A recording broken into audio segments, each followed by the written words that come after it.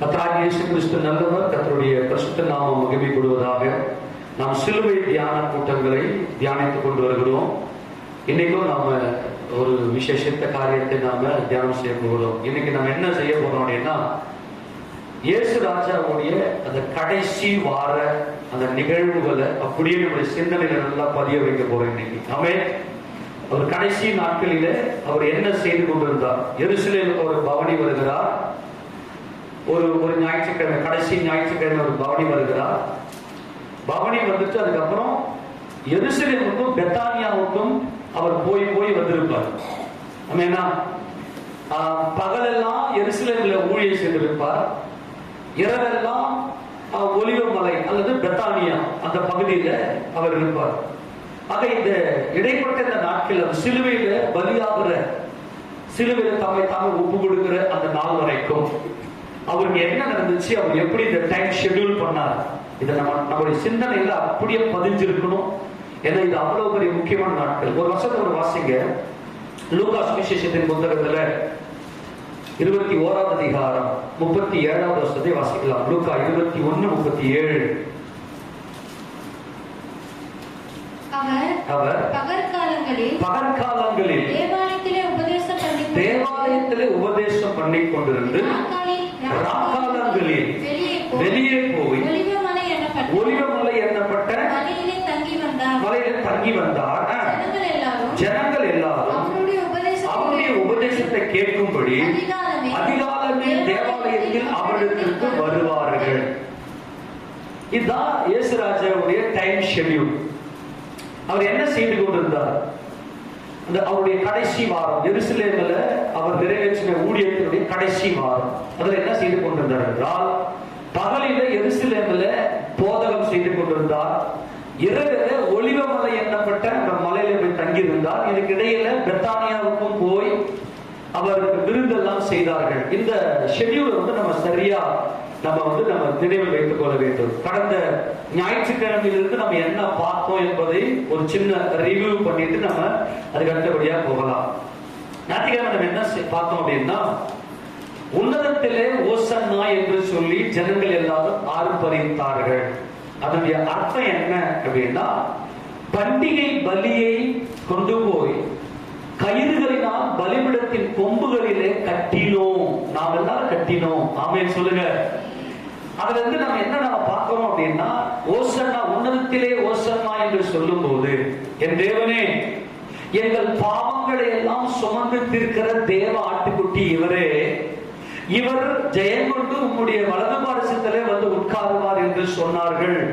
அதன் மூலமாய் மனுக்குலம் என்ன அறிந்தது என்றால், நமது ஆண்டவராக இயேசு கிறிஸ்து தேவ ஆட்டுக்குட்டி.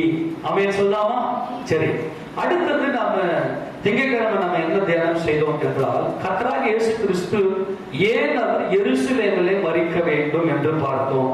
அதிலிருந்து நம்ம என்ன கற்றுக்கொண்டோம் என்றால், நமது ஆண்டவர், நம்முடைய தேவன் சமாதானத்தின் தேவனாய் இருக்கிறார். மனிதர்கள் பாவம் செய்துவிட்டாலும் அவர்தான் தம்முடைய குமாரனாகிய இயேசுவை இந்த உலகத்திற்கு அனுப்பி அவர் சமாதான கரத்தை நீட்டினார். எருசலேம் சமாதானத்தின் நகரம். எருசலேம் தேவனுடைய பிள்ளைகள் இருக்கக்கூடிய நகரம். அப்போ எருசலேமில் இருக்கக்கூடிய தம்முடைய பிள்ளைகளோடு கூட அவர் பேசுகிறார். தீர்க்கதரிசிகள் மூலமாய் பேசி அவர் தேவனோடு ஒப்புரவாகும்படியாய் தம்முடைய தீர்க்கதரிசிகளை அனுப்புகிறார் என்று பார்த்தோம். ஆமெனா? அப்போ எருசலேமில் இருக்கக்கூடிய அந்த ஜனங்களோட கூட பேசணும். என்ன பேசணும்? என் குமாரனாகிய இயேசுவே ராஜா. தீர்க்கதரிசிகள் எல்லாம் போய் என்ன பேசினாங்க அந்த ஜனங்களோட அப்படின்னா, நீங்க ராஜா கிடையாது, நீங்க எல்லாம் ஒண்ணும் இல்லை, ஏன் குமாரனாகிய இயேசுதான் ராஜா அப்படின்னு தீர்க்கதரிசிகள் போய் பேசினாங்க. இதை ஏற்றுக்கொண்டவர்கள் எல்லாரும் இயேசு கிறிஸ்துவை இரட்சகராக ஏற்றுக்கொண்டு தேவனோடு கூட ஒப்புரவானார்கள். அப்போ குமாரனாகிய இயேசு கிறிஸ்து என்ன செய்றார் என்றால், அவர் நேரடியாக வந்து இந்த ஆடுகளுக்காக தம் ஜீவனையே கொடுத்தார். எனக்கு முன்னே வந்தவர்கள் கள்ளரும் கொள்ளைக்காரமா இருக்கிறாங்க, நான் என் ஆடுகளுக்கு, என் பிதாவின் மந்தைக்கு என் ஜீவனை கொடுக்கிறேன் என்று சொன்னார். அப்ப கர்த்தராகிய இயேசு கிறிஸ்து ஏன் எருசலேமிலே மரிக்க வேண்டும் என்றால் அவர் தேவனுடைய குமாரன். ஆமென். உன்னதத்திலே ஓசன்னா என்பது உலகத்தின் பாவத்தை சுமந்திருக்கிற தேவ ஆட்டுக்குட்டி என்பதையும், அவர் ஏன் எருசலேமிலே மரிக்க வேண்டும் என்று கேள்வி வரும்போது அவர் தேவனுடைய குமாரன் என்பதையும் அறிந்து கொண்டோம். ஆமெனா. நேற்றைய பொழுதுல இயேசு கிறிஸ்து ஏன் கழுதையின் மேல் பவனி வந்தார்? சொல்லுங்களேன். இயேசு கிறிஸ்து ஏன் கழுதை மேல் பவனி வந்தார்? இல்ல, ஒரு பாயிண்ட்ல வந்துடணும். ஏன் வந்தார்? இல்ல ஐயோ, சரி சொல்றேன். அவர் தேவனுடைய ராஜா. அத்தனை பார்த்தோம். அவர் சொல்லுங்க, அவர் தேவனுடைய ராஜா. சரி, மறுபடியும் சொல்லுங்க. உன்னதத்திலே ஓசன்னா என்று சொல்லும் போது அவர் உலகத்தின் பாவத்தை சுமந்து இருக்கிற தேவாட்டுக்குட்டி. கையில கொண்டு பலிபீடத்தை கொண்டு போய் கட்டினோம். சிலுவையில் பலிபீடத்தை கொண்டு போய் கட்டினோம். அவர் நேரம் தேவாலயத்துக்கு போயிட்டார். இது ரொம்ப முக்கியமான சம்பவங்கள் இதெல்லாம். அதான் நான் மறுபடியும் உங்களுக்கு ஞாபகப்படுத்திக் கொண்டே இருக்கிறேன். அவர் ஏன் எருசலேமிலே மரிக்க வேண்டும் என்றால் அவர் தேவனுடைய குமாரன்.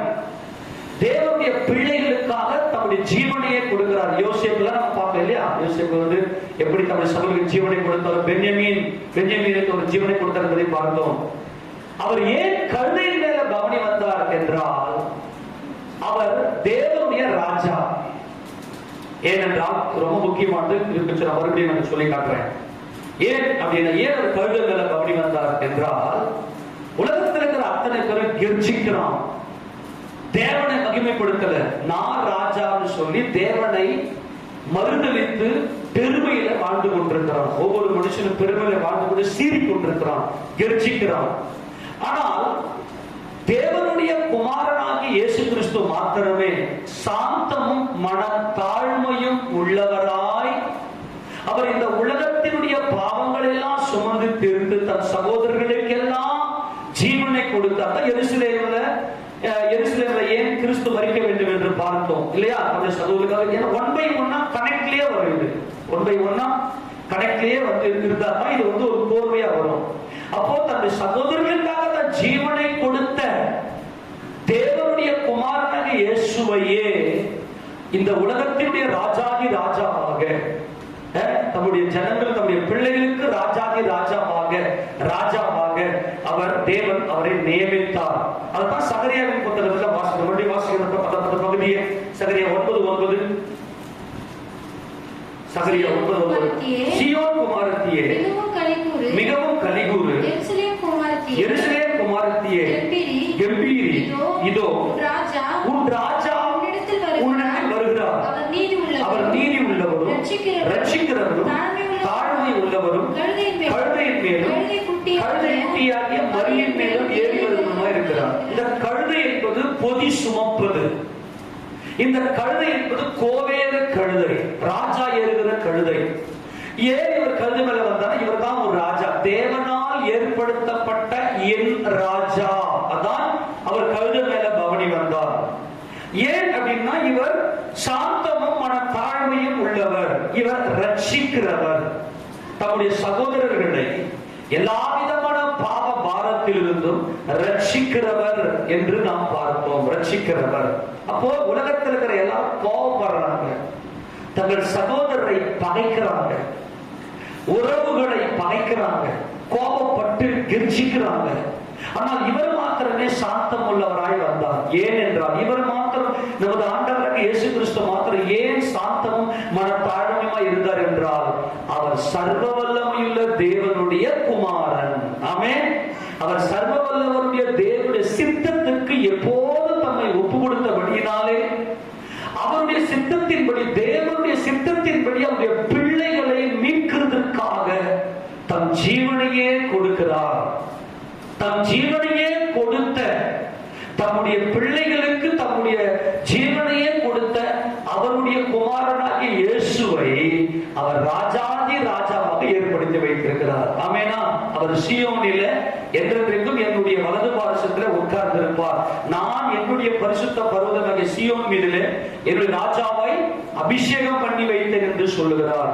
அப்ப இங்க என்ன நடக்குது நம்ம பார்த்தோம்னா, அதுதான் சொல்றாரு, நான் சாந்தமும் மனத்தாழ்மையுமா இருக்கிறேன், என் நுகத்தை உங்கள் மேல் ஏற்றுக்கொண்டு. அந்த நுகம் என்பது என்னது அப்படின்னா, ஒரு கழுதை பொதி சுமக்கும் அப்படின்னு பார்த்தா பொதி சுமக்கும். அப்போ கர்த்தர் என்ன செய்யறாருன்னா, நம்முடைய பாவங்கள் எல்லாம் அவர் சுமந்தார்.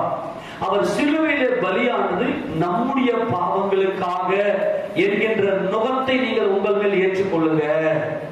உங்களோடு கூட சேர்ந்து உங்களுக்காக நான் சிலுவையிலே பலியானேன், நீங்க என்னோடு சிலுவையிலே பலியாகுங்க. அதுதான் அப்போஸ்தலன் பவுல் சொல்றாரு, கிறிஸ்துவுடனே கூட சிலுவையில் அறையப்பட்டேன். அந்த வசனம் வாசிக்க மறுபடியும், அது மத்தேயு 11:28.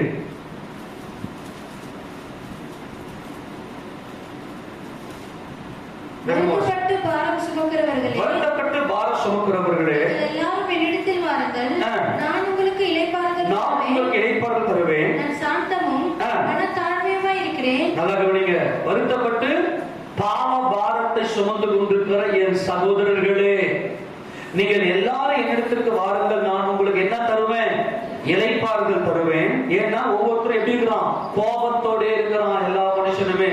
ஏன்னா இவர்கள் இந்த மனுக்குல பாவ மனிதர்கள் பிதாவாகிய தேவனை அறியவில்லை. ஆனால் பிதாவாகிய தேவனை அறிந்து சர்வ வல்லவருடைய சித்தத்தை எப்போதும் செய்கிறவர் தான் நமது ஆண்டவராகிய இயேசு கிறிஸ்து. நீங்க எல்லாரும் என்கிட்ட வாருங்க, நான் உங்களுக்கு இளைப்பாறுதல் தருவேன். நான் சாந்தமும் மனத்தாழ்மையும். அப்ப அர்த்தம் என்னன்னா, என் பிதாவின் சித்தத்தையே எப்போதும் செய்கிறேன், என் மாம்ச சித்தத்தை அல்ல. நான் எப்படிப்பட்டவரா இருக்கிறேன்னா, எல்லாவற்றையும் சித்தம் கொண்ட பிதாவாகிய தேவனுடைய சித்தத்தையே நான் செய்கிறேன். அதனால என் நுகத்தை உங்கள் மேல் ஏற்றுக்கொண்டு, நீங்கள் கோபத்தோடு இருந்தீங்க இல்லையா? சாந்த குணம் உள்ளவர்களா கோபப்பட மாட்டாங்கன்னு நீதி புத்தகத்தெல்லாம் வசனத்தெல்லாம் தியானம் பண்ண மாட்டேன், நேரம் இல்லை, அதை சில வைத்துக் கொள்ளுங்க.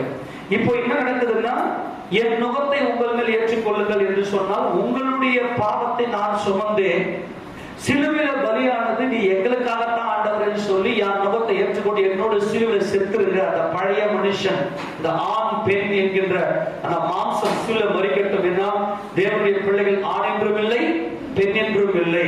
அப்பொழுது என்னிடத்தில் கற்றுக்கொள்ளுங்கள், அப்பொழுது உங்கள் ஆத்துமாக்களுக்கு இளைப்பாறுதல் கிடைக்கும். இன்னைக்கு ஆத்துமாக்கு இளைப்பாறுதல் இல்லாம மன சஞ்சலத்தோடு இருக்கிறதுக்கு காரணம் என்னன்னா, இந்த மாம்சம்.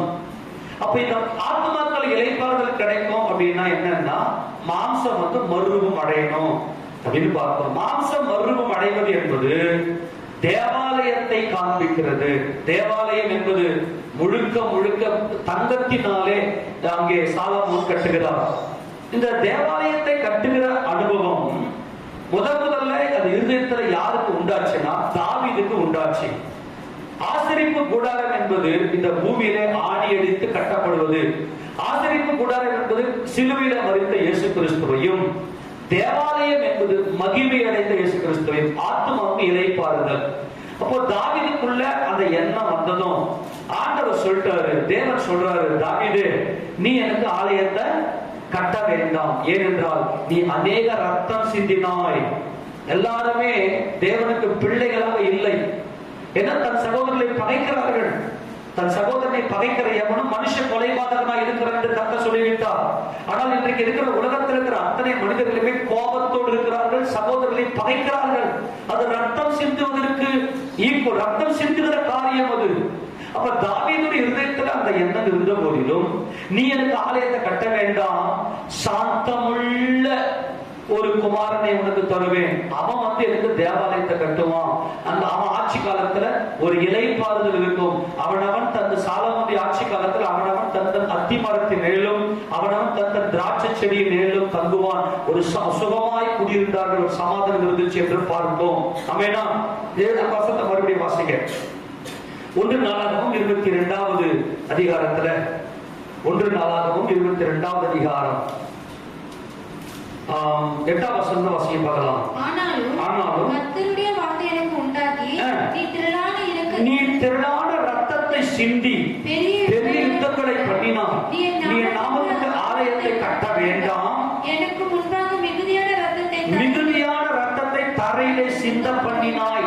தாவீது ராஜா, நீ எனக்காக தான் யுத்தம் பண்ண, ஆனால் நீ அநேக ரத்தங்களை நீ சிந்தி யுத்தம் பண்ணி இந்த மண்ணில நீ ரத்தம் சிந்தனபடினாலே நீ எனக்கு ஆலயத்தை கட்ட வேண்டாம். ஏன்னா சகோதர சிநேகம், நம்முடைய தேவன் அன்பே உருவான கர்த்தர். ஆமென் சொல்லுங்களேன்.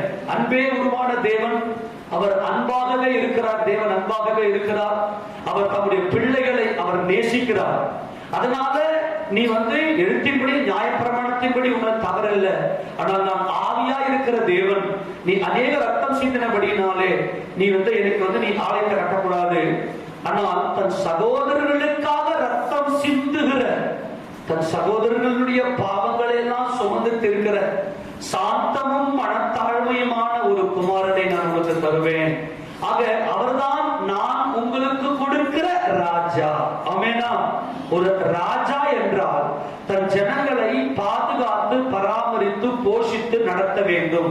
நம்முடைய ராஜாவாகிய இயேசு கிறிஸ்து நமக்கு ஜீவனை கொடுத்து அவருடைய சொந்த மாம்சத்தையும் ரத்தத்தையும் நமக்கு போஜனமாகவும் பானமாகவும் கொடுத்திருக்கிறார். எனக்கு நித்திய ஜீவனை கொடுத்திருக்கிறார். ஆமென். என் மாம்சத்தை புசித்து என் ரத்தத்தை பானம் பண்ணுவதற்கு நித்திய ஜீவன் உண்டு.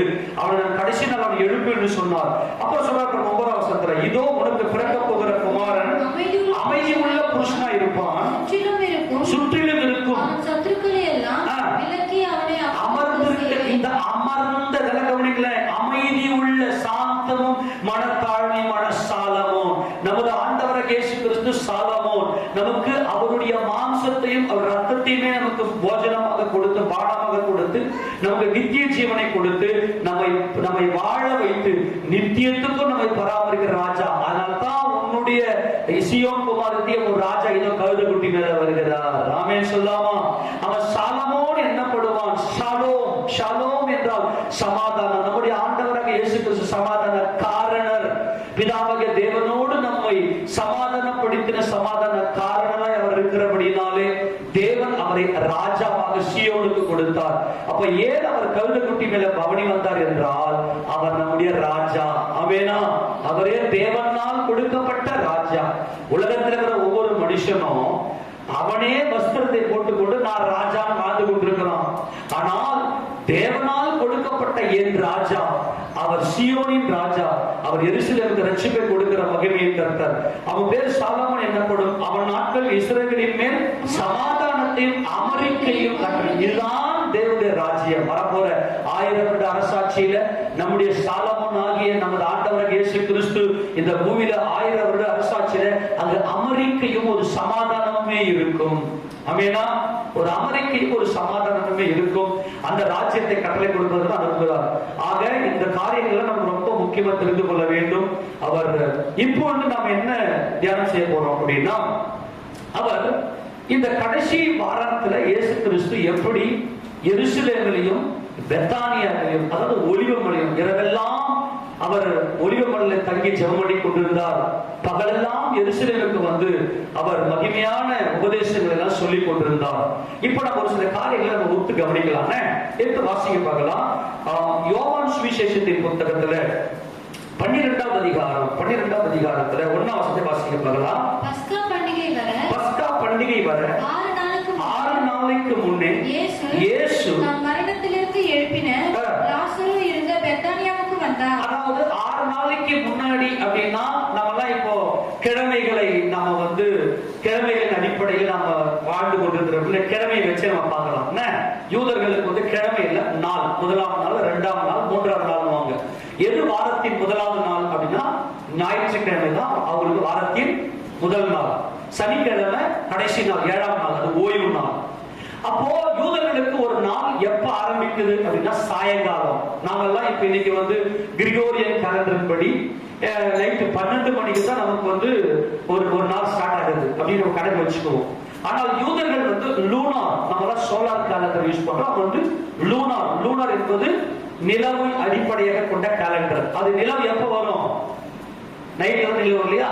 இப்ப சாயங்காலம் தான் யூதர்களுக்கு ஒரு நாள் ஆரம்பிக்குது. 6 நாள் பஸ்கா பண்டிகை தான் கான்செப்ட். ஏன்னா உலகத்தின் பாவத்தை சுமந்து தீர்த்து உலகத்திலிருந்து விடுதலையாக்குறது, எகிப்து என்கிற உலகத்திலிருந்து விடுதலையாக்குறது பஸ்கா ஆட்டுக்குட்டி. அப்ப நாமும் உலகம் என்கின்ற அந்த எகிப்தில் இருந்தோ நமக்கு விடுதலை ஆகணும்னா பஸ்கா ஆட்டுக்குட்டி நமக்காக சிலுவையில மறிக்க வேண்டும். பஸ்கா பண்டிகை அன்னைக்கு. அப்ப கிறிஸ்து இப்ப எதுக்காக எருசலேமுக்கு உள்ள வரார் அப்படின்னா பஸ்கா ஆட்டுக்குட்டியாக அவர் உள்ளே வருகிறார். அப்படின்னா சனிக்கிழமை நைட்டே, ஆமென், சனிக்கிழமை நைட்டே அவர் என்ன செய்யறாருன்னா லாசரு இருந்த, ஏன்னா 11ஆம் அதிகாரத்துல பார்த்தா லாசரு உயிரோடு எழுப்பியிருப்பார், பெத்தானியாவுக்கு வர்றார். பெத்தானியா எங்க இருக்குது? ஒலிவ மலைக்கு பக்கத்துல. ஒலிவ மலையுடைய அந்த சமவெளி பகுதியில், அந்த கீழே ஒலிவ மலையுடைய அந்த கீழே பார்த்தீங்கன்னா அந்த சமவெளி பகுதியில் பெத்தானியா, பெத்பேகே என்கின்ற கிராமங்கள் இருக்கும். இதெல்லாம் போன வருஷம் நம்ம ரொம்ப டீப்பா பார்த்தோம். இன்னைக்கு நம்ம அதை பார்க்க போறது இல்லை. அவர் என்ன பண்றாருன்னா அங்கே அவருக்கு ராவு இருந்து பண்றாங்க.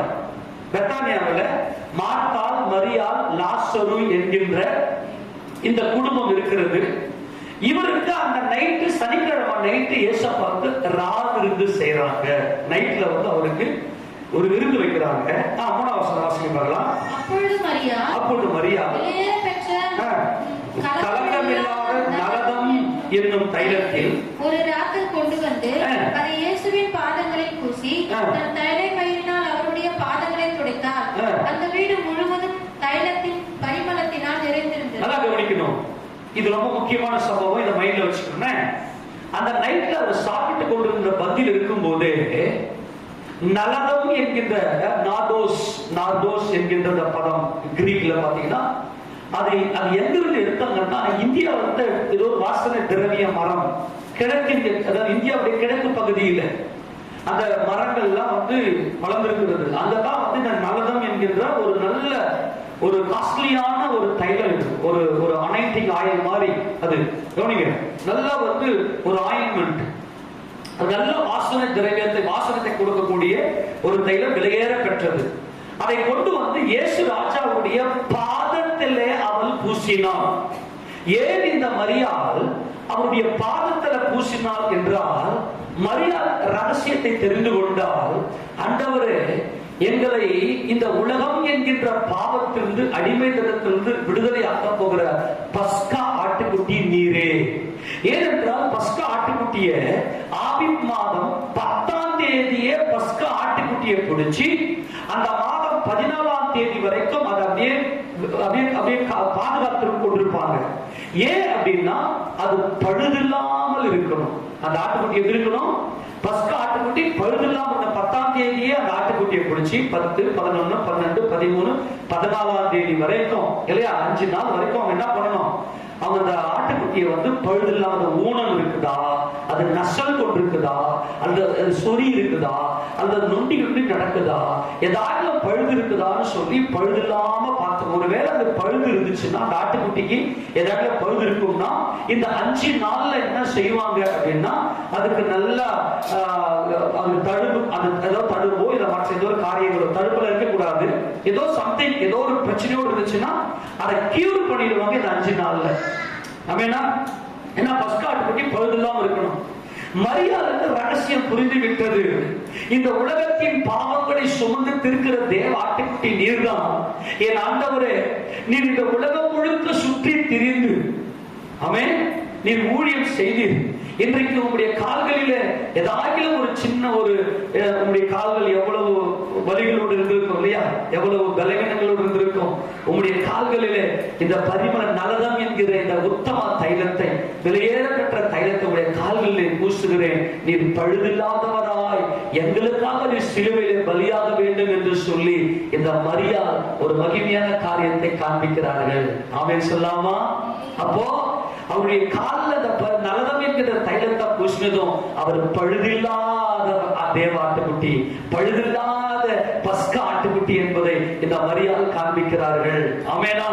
இப்போ இந்த பெத்தானியா எங்க இருக்குது? ஒலிவமலைக்கு பக்கத்துல இருக்குது. உடனே மறுநாள்ல ஞாயிற்றுக்கிழமை இந்த பஸ்கா ஆட்டுக்குட்டி என்ன பண்ணுது? பவனி வருகிறது இல்லையா? அந்த வசனத்தை வாசிக்க பாருங்க. இப்போ மறுநாளிலே அந்த வசனம். இப்ப இங்க ஒரு முக்கியமான சம்பவத்தை நம்ம பார்க்கணும். இப்ப இதை பார்த்துட்டு போயிடலாம். இப்போ யூதாஸ் காரியத்தை என்ன பண்றான் அப்படின்னா, ஐயோ இவ்வளவு விலையேற பெற்ற இந்த தைலத்தை தரித்திரத்துக்கு கொடாம வேஸ்ட் பண்றீங்களே, அவனுக்கு வெளிச்சம் இல்லை. இவர் மேசியா, இவருடைய ரத்தம் எனக்கு தேவை என்கின்ற வெளிச்சம் யாருக்கு இல்லை? யூதாஸ் காரியத்துக்கு இல்லை. புரியல இல்லையா? அவன் கெஞ்சிக்கிறான். எப்படி வாசிக்க பார்க்கலாம்? 4ஆம் வசனம். அப்பொழுது அவருடைய சீஷரில் ஒருவனும் அவரை காட்டிக் கொடுக்க போகிறவனும் ஆகிய சீமோனுடைய குமாரனான யூதாஸ் காரியத்து இந்த தைலத்தை 300 பணத்துக்கு விற்று தரித்திரருக்கு கொடாமல் போனதென்ன என்றான். அவன் தரித்திரை குறித்து கவலைப்பட்டு இப்படி சொல்லாமல், அவன் திருடனானபடினாலும் பணப்பையை வைத்துக் கொண்டு அதிலே போடப்பட்டதை சுமக்கிறவனானபடினாலும் இப்படி சொன்னான். அப்பொழுது இயேசு அவளை விட்டுவிடு, என்னை அடக்கம் பண்ணும் நாளுக்காக இதை வைத்திருந்தால். நல்லா கவனிங்க, புரிஞ்சு போச்சா? ஏசப்பா சொல்றாரு, நான் இந்த உலகத்தின் பாவத்தை சுமந்திருக்கிற தேவாட்டுக்குட்டி, நான் வெள்ளிக்கிழமை இன்னைக்கு பஸ்கா ஆட்டுக்குட்டி அடிக்கப்படுறதுனால நான் சாகணும். நான் அந்த நாளிலே சாயங்காலமால் புளிப்பில்லாத அப்ப பண்டிகை அன்னைக்கு நான் அடக்கம் பண்ணப்பட வேண்டும். ஏன் இந்த தைலத்தை அடக்கம் பண்ணப்படுவது வைத்திருத்தல் என்று சொன்னால், யூதருடைய வழக்கத்தின்படி நாம் ஏற்கனவே பார்த்தோம். ஓசியா 6:2 3ஆம் நாள்ல உயிர்ப்பிப்பார் என்கின்ற அந்த வாக்குறுதியை பிடித்துக் கொண்டு மரித்தவர்களை 3 நாள் வரைக்கும் உடல் அழுகாமல் பாதுகாத்து வைப்பது யூதருடைய வழக்கம். அப்படியானால் நான் 3ஆவது நாளே உயிரோடு எழுந்திருக்க வேண்டும் என்பதற்காக இந்த மரியாள் இந்த நலதம் என்னும் உத்தம தைலத்தை அவள் இந்த வெள்ளைக்கல் பரணி, இது உத்தம தைலம், இந்த இடத்துல உத்தம தைலம் என்று வேதம் சொல்லுகிறது இல்லையா? இந்த தைலத்தை வைத்திருந்தால் நல்லா கவனிக்கணும். இந்த தைலத்தை அவள் எதுக்காக வைத்திருந்தால், என்னை அடக்கம் பண்ணப்படுவதற்காக. ஆக நான் மரிக்க வேண்டும், நான் தேவகுமாரன் என்ற வெளிச்சம் இந்த மரியாதைக்குள்ள இருந்துச்சு. ஏண்டா யூதாஸ் காரியத்தே சொல்ற ஒரு ஆண்டவர், தரித்திரம் எப்போதும் உங்கள் இருக்கிறார்கள், நான் எப்போதும் உங்களுக்கு இரேன் என்றார். சரி, இந்த சம்பவம் முடிஞ்சதுமே பாத்தீங்கன்னா இப்ப நைட்ல இந்த டின்னர் முடியுது. யூதாஸ் காரியத்துடைய வெறித்தனத்தை ஆண்டவர் எல்லாம் வெளிச்சம் போட்டு காட்டுறவன், பண வெறி கொண்டவன் என்பதை குறித்து காட்டுறாரு. ஆக சனிக்கிழமை நைட்டு இந்த சம்பவம் நடக்கிறது. அப்ப கர்த்தர் யூதாஸை என்ன பண்ண, கடிந்து கொள்ளல இல்லப்பா, அது சத்தியத்தை பேசுறாரு. என்னை அடக்கம் பண்றதுக்காக வச்சிருந்தா நான் அடக்கம் பண்ணப்படணும், 3ஆவது உயிரோடு எழுந்திருக்கணும், நான் தேவகுமாரன், என் மாம்சம் அழுகக்கூடாது. அப்போ இந்த நலதம் என்கின்ற இந்த தைலத்தை போட்டு என்னை பூசி அடக்கம் பண்ணும் போது நான் 3ஆவது உயிரோடு எழுந்திருப்பேன் என்று சொல்லி கர்த்தர் சொல்றார். உடனே மறுநாள் இயேசு எருசலேமுக்கு வருகிறார் என்று பண்டிகைக்கு வந்த திரளான ஜனங்கள் கேள்விப்பட்டு குருத்தோலையை பிடிச்சு இப்ப வராங்க. ஆமெனா, எதிர்கொண்டு வராங்க. ஆமென் சொல்லாமா? குருத்தோலையை பிடிச்சு தாவீதின் மைந்தனுக்கு ஓசன்னா, இஸ்ரவேலின் ராஜாவுக்கு ஓசன்னா, கர்த்தருடைய நாமத்தில் வருகிற இஸ்ரவேலின் ராஜா ஸ்தோத்திரிக்கப்பட்டது என்று சொல்லி ஜனங்களை ஓசனை சொன்னதும் இந்த ஆட்டுக்குட்டியை பிடிச்சிட்டு போய் தேவாலயத்தை கட்ட கேசப்ப நேர தேவாலயத்துக்குள்ள போறார். எல்லாரும் ஒரு சில குறிப்பிட்ட யூதர்கள் எதிர்பார்த்தாங்க, இவர் தான் எங்கள் ராஜா, ரோமர்கள் கையிலிருந்து எங்களை விடுதலையாக்க ராஜா நினைச்சாங்க. அவர் ஏரோதின் அரண்மனைக்குள், பிலாத்துடைய அரண்மனைக்குள்ளே போகாமல் அவர் தேவாலயத்துக்கு உள்ளே போய் அவர் அங்கே தேவாலயத்துல அநேக பேரை அங்கே சொஸ்தமாக்குகிறார். அநேக தூடல் சப்பாடிகள் அங்க தேவாலயத்துக்குள்ள வராங்க, அவங்க சொஸ்தமாக்குறாரு. உடனே யூதர்களுக்கு பயங்கரமான கோபம் வந்துருச்சு. இப்ப நல்லா கவனிக்கணும், இந்த நாட்களிலே இயேசு ராஜாவுக்கு இருந்த 2 பயங்கரமான ஒரு டாஸ்க் என்ன அப்படின்னா, இப்போ சீக்கிரமா மரிக்க போகிறார். தம்முடைய சீஷர்களுக்கு தம்முடைய ரட்சிப்பை, தாம் தேவகுமாரன், தாம் எப்படிப்பட்ட வல்லமை உடையவர் என்பதை தம்முடைய சீஷர்களுக்கு காண்பிக்க வேண்டும். ஆமெனா?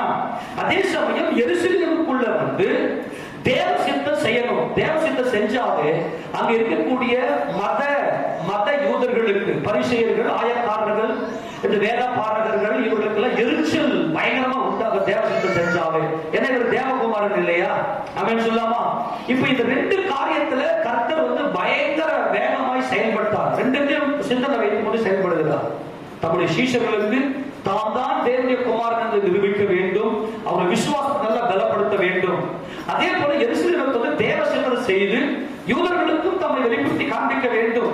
அப்போ எப்படியாக அவர் வந்து சிலுவையில மரித்தாக வேண்டும், அப்படிப்பட்ட ஒரு மனநிலையில் அவர் இருக்கிறார். அப்ப நேரம் என்ன செய்யறாருன்னா தேவாலயத்துக்கு உள்ளே போகிறார். அப்போது அங்க என்ன நடக்குதுன்னு சொன்னாக்கா, நல்லா கவனிங்க, ஒரு சில வசனங்களை காண்பிக்கலாம்.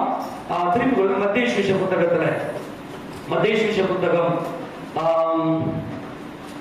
21ஆம் அதிகாரத்துல அவர் நேரம் எங்க போறாங்க, அங்க எருசலேமுக்கு பவனி வந்து நேரம் எங்க போறாருன்னா 14ஆம் வசனத்தை வாசிக்க பார்க்கலாம். அப்பொழுது குருடரும் சப்பானிகளும் தேவாலயத்திலே அவருக்கு வந்தார்கள், அவர்களை சொஸ்தமாக்கினார். அவர் செய்த அதிசயங்களையும் தாவீதின் குமாரனுக்கு ஓசனை என்று ஆர்ப்பரிக்கிற பிள்ளைகளையும் பிரதான ஆசாரியரும் வேதபாரகரும் கண்டு கோபம்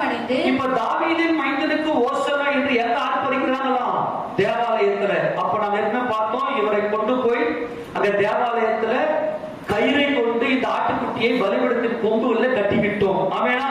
சரி, இப்ப அடுத்தது என்ன செய்யறாங்க, இங்க எல்லாரும் சொஸ்தமாக்கி எல்லாரும் சுகத்தை கொடுத்து விட்டு மறுபடியும் அவர் சாயங்காலம் ஆனதும் பெத்தானியாவுக்கு போயிடுறாரு. எங்க போயிடுறாரு? இத மார்க்கு தான் கரெக்டா கிரமமா எழுதுறாரு. மார்க்கு தான் இந்த இயேசுராஜனுடைய கடைசி வார நிகழ்வுகளை கிரமமா எழுதுகிறார். எல்லாம் மார்க்கு புத்தகம் திருப்பி கொள்ளுங்க பார்க்கலாம். மார்க்குவின் புத்தகம் 11ஆம் அதிகாரத்துல 1ஆம் வசனத்துல பாத்தீங்கன்னா, அவர் எருசலேமுக்கு சமீபமாய் சேர்ந்து ஒலிவமலைக்கு அருகான பெத்தானியா ஊருக்குள்ள வந்த போது அவர் தம்முடைய சீஷர்கள் 2 பேரை நோக்கி, நீங்க கழுதை குட்டியை குடிச்சிட்டாங்கன்னு சொன்னது இது ஞாயிற்றுக்கிழமை காலையில நடக்கிற சம்பவம். ஆமேனா? இந்த சம்பவம் முடிஞ்ச உடனே 11ஆவது வசனத்தை வாசிக்கலாம். அப்பொழுது இயேசு எருசலேமுக்கு வந்து தேவாலயத்தில் பிரவேசித்து எல்லாவற்றையும் சுற்றி பார்த்து சாயங்காலமான போது 12 கூட பெத்தானியாவுக்கு போனார். இப்ப எங்க போனாரு? எல்லாரும் எங்க போனாரு? பெத்தானியாவுக்கு போனாரு. அப்படின்னா என்ன அர்த்தம்? ஒலிவமலைக்கு போயிட்டாரு, அது பெத்தானியாவில் இருந்துட்டாரு. இப்ப இந்த வசனத்தின்படி பெத்தானியாவுக்கு போனாருன்னா சாயங்காலம் ஆயிடுச்சு. இரவெல்லாம் அவர் ஒலிவமலையில தங்கினார், பகலெல்லாம் எருசலேமிலே ஊழியம் செய்தார். மைண்ட்ல வச்சுக்கிறீங்களா? சரி, ஃபர்ஸ்ட் வச்சுக்கப்பா. ஞாயிற்றுக்கிழமை அவர் கழுதன் மேல பவனி வந்துவிட்டு தேவாலயத்தை சுற்றி பார்த்து விட்டு சாயங்காலமான போது பெத்தானியாவுக்கு போயிட்டார். பெத்தானியாவுக்கு போனார் அப்படின்னு என்ன அர்த்தம்னா, அங்கே போயிட்டு லாசரு வீட்டுல மார்த்தாள் மரியாள் லாசரு வீட்டுக்குள்ள போகல. போயிருந்தா அவருக்கு நைட்ல சாப்பாடு கொடுத்துருப்பாங்க, பசி எல்லாம் ஆறி இருக்கும். ஆனா இவர் நைட்ல சாப்பிடல. இவர் ஒலிவமலைக்கு போயிருக்காரு. பெத்தானியா எங்க இருக்குது? ஒலிவமலையுடைய அடிவாரத்துல தான் பெத்தானியா இருக்கிறது. அப்ப இந்த மார்க் என்ன சொல்றாருன்னா, பெத்தானியான்னு சொன்னா ஒலிவமலை என்பது நம்ம புரிந்து கொள்ளலாம். ஏன்னா லூக்கா சொல்லிட்டாரு நமக்கு. நாம என்ன சரி தொடர்ந்து வாசிக்கும் போது படவசனம், மறுநாளிலே அவர்கள் பெத்தானியாவிலிருந்து புறப்படுத்தவர்கள் அவங்க பசி புரிஞ்சு போச்சா?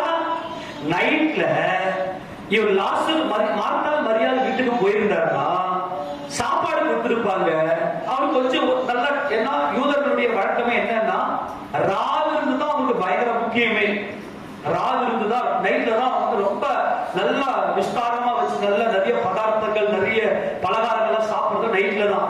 ஏன்னா பகல கொஞ்சம் லைட்டா சாப்பிடுறாங்க, மத்தியானத்துல கொஞ்சம் நல்லா மினிமம் சாப்பிடுறாங்க. நைட்ல தான் வந்து ஏன்னா அவங்களுக்கு வந்து ஒரு நாள் எப்ப ஆரம்பிக்குதுன்னா சாயங்காலம். அதை கொண்டாடும் விதமாக அவங்க ராவு இருந்து நல்லா பண்ணுவாங்க. அப்ப ஆண்டவர் நைட்டுக்கு சாப்பிடல. மறுநாள் திங்கட்கிழமை நம்ம மைண்ட்ல வச்சுக்கலாம். எப்போ? திங்கட்கிழமை உள்ள வந்து நேர தேவாலயத்துக்கு போறாரு. அவருடைய கான்செப்ட் இப்ப என்ன இருக்குன்னா, ஒரு தேவாலயத்துக்கு உள்ள வரணும். வருகிற வழியில ஒரு அத்தி மரத்தை பார்த்து அதுல ஏதாவது இருக்குமா என்ன பார்க்கலையா? அது டாக்ஸ் அப்படின்னு சொல்லலையா? டாக்ஸ் அப்படின்னா ஒட்டுக்கணி. அந்த அதாவது வந்து நல்ல அத்திக்கனி வருவதற்கு முன்பதாக ஒட்டுக்கணி ஒன்று வரும். அந்த வருஷத்துல ஒட்டுக்கனி வந்தால் அந்த வருஷத்துல நல்ல அத்திக்கனி நல்ல மகசூல் கொடுக்கும். ஆனா ஒட்டுக்கனி வரல அப்படின்னா அந்த வருஷத்துல அந்த அத்தி மரம் கனியை கொடுக்காது. அப்ப ஆண்டவர் இப்ப என்ன தேடி வர்றாருன்னா, இந்த ஒட்டுக்கனி இருக்குதா? ஏன்னா மே ஜூன் அல்லது ஜூலை இந்த நாட்கள் தான் அத்திப்பழம் நல்லா மகசூல் அறுவடை பண்ணுகிற நேரம். அதற்கு முன்னதாக இது மார்ச் ஏப்ரல் இந்த ஒட்டுக்கனி இது நடக்குது. ஏற்கனவே மார்ச் ஏப்ரல் நடக்குது. நம்ம ஏப்ரல் மாசம் வச்சுக்கலாம். இப்போ ஏப்ரல் மாசம் இந்த ஒட்டுக்கனி வந்தா தான் ஜூன் மாசத்துல நல்ல அத்திப்பழத்தை அறுவடை செய்ய முடியும். ஆண்டவர் இங்க தேடி வந்தது அத்திப்பழத்தை எல்லாம் ஒட்டுக்கனியை தேடி வந்தார். பார்த்தா ஒட்டுக்கனியே இல்லை. அப்ப ஆண்டவர் என்ன சொல்றாரு அப்படின்னா, இனி உன்னிடத்தில் ஒரு காலம் கனி உண்டாக விரும்பாத என்று அத்தி மரத்தை சபிக்கிறார். இதுக்கு இந்த ஆவிக்குரிய அர்த்தம் எல்லாம் நம்ம ஏற்கனவே பார்த்துட்டோம். அதுக்குள்ள போனோம்னா வேற மாதிரி போயிடும். வேண்டாம். அவனா அத்தி ஒட்டுக்கணினா என்ன, அத்திக்கணினா என்ன, ஏன் கத்திர அத்தி மரத்தை சபித்தார் என்பது 2 மணி நேரம் வச்சு ஏதேன் தோட்டத்தை ரகசியங்கள்லாம் வச்சு நம்ம பார்த்தோம். நம்ம இதுக்கு போக வேணாம். இப்ப நமக்கு என்ன தேவைன்னா, இப்போ ஒரு அத்தி மரத்தை சபித்ததுமே உடனே பட்டு போயிடுச்சா அல்லது மறுநாள் பட்டு போயிடுச்சா? ஏன்னா மத்திய என்ன சொல்றாருன்னா உடனே பட்டு போயிடுச்சுன்னு இருப்பாரு. மார்க் என்ன சொல்லுவாருன்னா மறுநாள் காலையில பேதுரு வந்து பார்த்துட்டு இது பட்டு போயிட்டு ஆண்டவரேன்னு சொல்ற மாதிரி இருக்கும். நல்லா கவனிக்க வசந்த வாசிங்க. முதல்ல மத்திய திருப்பிங்கள மத்திய சுவிசேஷ புத்தகம் 21 எங்க தெரியுமா வாசிக்கணும்? 18 வாசிமா. வேகமா வேகமாவா. காலையிலே அவர் நகரத்துக்கு திரும்பி வருகையில் அவருக்கு பசி உண்டாயிற்று. அப்பொழுது வழி அருகே ஒரு அத்தி மரத்தை கண்டு அதனிடத்தில் போய் அதிலே இலையின்றி வேறொன்றையும் காணாமல் இனி ஒரு காலம் உன்னிடத்தில் கனி உண்டாகாதிருப்பதாக என்றார். உடனே அத்தி மரம் பட்டு போயிற்று. சீஷர்கள் அதை கண்டு இந்த அத்தி மரம் எத்தனை சீக்கிரமாய் பட்டு போயிற்று என்று சொல்லி ஆச்சரியப்பட்டார்கள். இயேசு அவர்களை நோக்கி, நீங்கள் சந்தேகப்படாமல் விசுவாசம் உள்ளவர்களா இருந்தால் சொல்றாரு இல்லையா, அடுத்தது வந்து மார்க்கு திருப்பிங்க. இப்ப மார்க்கு திருப்பிங்க. இப்ப இயேசுராஜா என்ன செய்யறாருன்னா, இதை சொல்லிட்டு இந்த சீஷர்கிட்ட இந்த சம்பவத்தை சொல்லிட்டு நான் நேர தேவாலயத்துக்கு போய் அங்கே தேவாலயத்துல புறா இருக்கிறவங்க, அப்புறம் இந்த மற்ற காரியங்கள் இருக்கிற அந்த சம்பவங்களை காசுக்காரர்கள் என்ன பண்றாரு, ஆலயத்துல விற்கிறவங்க கொள்றவங்க எல்லாம் சுத்திகரிக்கிறாரு. எப்போ? திங்கட்கிழமை. ஞாயிற்றுக்கிழமை அன்னைக்கு தேவாலயத்துக்கு போய் சுத்தி பார்த்துட்டு அங்க வந்து சப்பானி குடுல சுத்தமாக்கிட்டு போயிடுறாரு. ஆனா திங்கட்கிழமை வரும்போது இந்த அத்தி மரம் பட்டு போயிற்று அப்படின்னு சொல்லிட்டு இந்த சம்பவத்தை பார்த்துட்டு அவர் என்ன பண்றாருன்னா நேர தேவாலயத்துக்குள்ள போய் திங்கட்கிழமை அன்னைக்கு தான் மார்க்கு சுவிசேஷம் 11ஆம் அதிகாரம் 15 வசனத்தை வாசிங்க. அவர்கள் எருசலேமுக்கு வந்தார்கள். இயேசு தேவாலயத்தில் பிரவேசித்து ஆலயத்தில் விற்கிறவர்களையும் கொள்ளுகிறவர்களையும் துரத்திவிட்டு காசுக்காரனுடைய பலகையையும் புறா விற்கிறவர்களுடைய ஆசனங்களையும் கவிழ்த்துப்பட்டு என்னுடைய ஆலயம் என்னுடைய வீடு எல்லா ஜனங்களும் ஜெபப்படி என்னப்படும் என்று எழுதியிருக்கிறதே சொல்லிட்டு அங்க என்ன செய்யறாருன்னா தேவாலயத்தை சுத்திகரிக்கிறார். சுத்திகரிச்சுட்டு சாயங்காலமான ஒரு 19 வாசிங்க. சாயங்காலமான போது நகரத்திலிருந்து புறப்பட்டு போயிட்டார். எங்க போயிட்டாரு? பெத்தானியாவுக்கு போயிட்டார். அதாவது ஒலிவ மலைக்கு போயிட்டார். எங்க போறாரு? ஒலிவ மலை தங்கி இருந்தார். ஆமேனா? மறுநாள் காலையிலே அவர் வழியா போகும்போது அந்த அத்திமரம் வேரோட பட்டு போயிருக்கிறதை கண்டார்கள். பேதுரு நினைவு கூர்ந்து அவரை நோக்கி, ரபி, இதோ நீர் சபித்த அத்திமரம் பட்டு போயிற்று என்றான். கவனிங்க, எப்போ? செவ்வாய்க்கிழமை. இது கவனிங்க, இது எப்ப நடக்குது? பேதுரு நினைவு கூர்ந்து. கவனிங்க, இது எப்படி நம்ம புரிந்து கொள்ளலாம் அப்படின்னா, திங்கட்கிழமை அன்னைக்கு காலையில இந்த அத்திமரத்தை சபிக்கிறார். அத்திமரம் எப்ப பட்டு போச்சு? உடனே பட்டு போச்சா, மறுநாள் பட்டு போச்சா? மத்திய என்ன சொல்றாரு? உடனே பட்டு போயிட்டு. சரி, மார்க் என்ன சொல்றாரு? மறுநாள்ல மறுநாள் காலையில, அதாவது எப்போ? செவ்வாய்க்கிழமை. ஓகேவா? திங்கட்கிழமை அத்திமரத்தை சபித்தது திங்கட்கிழமை. ஆனா வசனம் நல்லா தெளிவா சொல்லுது, பேதுரு நினைவு கூர்ந்து. அவ்வளவுதான் பாயிண்ட். என்ன சம்பவம் நடந்துச்சுன்னா, திங்கட்கிழமை அன்னைக்கு இந்த அத்திமரத்தை சபித்ததுமே உடனே அத்திமரம் பட்டு போயிற்று. எல்லா சீஷர்களும் பார்த்து, ஆண்டவரே என்ன இது, நீங்க சொன்னீங்க, நீங்க சபித்ததுமே இந்த அத்திமரம் பட்டு போயிடுச்சு அப்படின்னு ஆண்டவர் சொன்னதுமே, இவங்க சீஷர்கள் சொன்னதுமே ஆண்டவர் சொல்ற, ஆமாப்பா, நீங்க விசுவாசம் உள்ளவர்களா, நீங்க வந்து நீங்க எதை கேட்டாலும் ஆண்டவர் நான் உங்களுக்கு செய்வேன்னு சொல்லிட்டு அந்த உபதேசம் சொல்லிட்டு தேவாலயத்துக்கு போயிட்டு அங்கே கொள்ளுகிறவர்கள் விற்கிறவர்கள் துரத்துட்டு காசுக்காரருடைய பழங்களை கவிழ்த்து போட்டு எல்லாத்தையும் சுத்திகரிச்சுட்டு மறுபடியும் திங்கட்கிழமை சாயங்காலம் பெத்தானியாவுக்கு போயிடுறாரு. போயிட்டு செவ்வாய்க்கிழமை காலையில வரும்போது மறுபடியும் பேதுரு நினைவு கூர்ந்து. ஆமேனா? ஆண்டவரே, மறுபடியும் அவருக்கு புல் அறியுது. அந்த அத்திமரத்தை பார்த்ததும் என்ன இருக்கும், அது வேர்ல இருந்து அது புல்ல மரமே பட்டு போனதும் பேதுரு நினைவு கூர்ந்தாதான் இங்க மார்க்கு பரிசுத்த ஆவியானவர் மகிமையா எழுதி வைக்கிறார். அது அத்திமரம் பட்டு போன திங்கட்கிழமை அன்னைக்கு பட்டு போயிருச்சு. செவ்வாய்க்கிழமை அன்னைக்கு காலையில அவர்கள் பெத்தானியாவில் இருந்து, அதாவது ஒலிவ மலையிலிருந்து புறப்பட்டு அவர்கள் எருசலேமுக்கு வரும்போது மறுபடியும் பேதுரு நினைவு கூர்ந்து ஞாபகப்படுத்தி. புரிஞ்சு போச்சா? ஆண்டவரே, நீங்க சபிச்சீங்களா ஆண்டவரே? ஏன்னா பேதுரு எப்பவுமே எக்ஸைட்டிங்ல இருக்கிறவர். ஆண்டவருடைய வல்லமை, அவருடைய அன்பு, அவருடைய மகிமை எல்லாம் பார்த்துட்டு எப்பொழுதுமே எக்ஸைட்டிங்ல இருக்கிறவர். அப்ப மறுபடியும் அவர் என்ன பண்ணாரு? மறுபடியும் வசனம் 21, பேதுரு நினைவு கூர்ந்து அவரை நோக்கி, ரபி, இதோ நீர் சபித்த அத்திமரம் பட்டு போயிற்று என்றான். உடனே அந்த நின்று எல்லாத்தையும் உபதேசிக்கிறாரு. அங்கே நின்று 26ஆம் வசனத்தை வரைக்கும் உபதேசம் பண்றாரு இல்லையா? நம்ம டைம் இல்ல அதெல்லாம் பாக்குறதுக்கு. இந்த சம்பவத்தை மட்டும் தான் நம்ம ஞாபகம் வச்சுக்க போறோம். 27 வசனம் வாசி. 11:27. அவர்கள் மறுபடியும் எருசலேமுக்கு வந்தார்கள். அவர் தேவாலயத்திலே உலாவிக் கொண்டிருக்கையில். எப்போ? செவ்வாய்க்கிழமை. இது ஆமேனா? இப்போ கரெக்டா காலக்கிழமை சொல்லுங்க பார்க்கலாம். ஞாயிற்றுக்கிழமை இன்னைக்கு என்ன நடந்துச்சு? இல்ல தேவாலயத்தை இல்ல அவர் என்ன பண்றாரு, பவனி வந்துட்டு தேவாலயத்தை சுற்றி பார்க்கிறார். அங்க இருந்த சப்பானிகளுக்கு என்ன பண்றாரு, சுகம் கொடுக்கிறார். சப்பானி வியாதிக்கார சுகம் கொடுத்து அனுப்புறார். அப்ப உடனே என்ன பண்றாருன்னா சாயங்காலத்துல பெத்தானிக்கு போயிடுறாரு, ஒலிவமலைக்கு போயிடுறாரு. ஓகே, திங்கட்கிழமை என்ன நடக்குது, அவர் பெத்தானியாவிலிருந்து எருசலேமுக்கு வரும்போது அத்தி மரத்தை சபிக்கிறார். உடனே அத்தி மரம் பட்டு போயிட்டு தேவாலயத்துக்கு போய் கொள்ளுவர்களையும் விற்கிறவர்களையும் துரத்தி விட்டு காசுகளுடைய பழத்தை கவிழ்த்து போட்டு தேவாலயத்தை சுத்திகரிச்சுட்டு மறுபடியும் பெத்தானியாவுக்கு போயிடுறாரு. ஆமென். செவ்வாய்க்கிழமை அன்னைக்கு மறுபடியும் பெத்தானியாவிலிருந்து எருசலேமுக்கு வருகிறார். எருசலேமுக்கு வருகிற வழியில பேதுரு பட்டுப்போன அத்தி மரத்தை நினைவு கூர்ந்து மறுபடியும் அந்த காரியத்தை கேட்கிறார். அங்கேயே நின்று மறுபடியும் கர்த்தர் உபதேசம் கொடுக்கிறார். மறுபடியும் அதே உபதேசத்தை கொடுக்கிறார். உபதேசம் கொடுக்கணும். அவர் எருசலேமுக்கு தேவாலயத்துக்கு வந்து தேவாலயத்துல உலாவுறார்.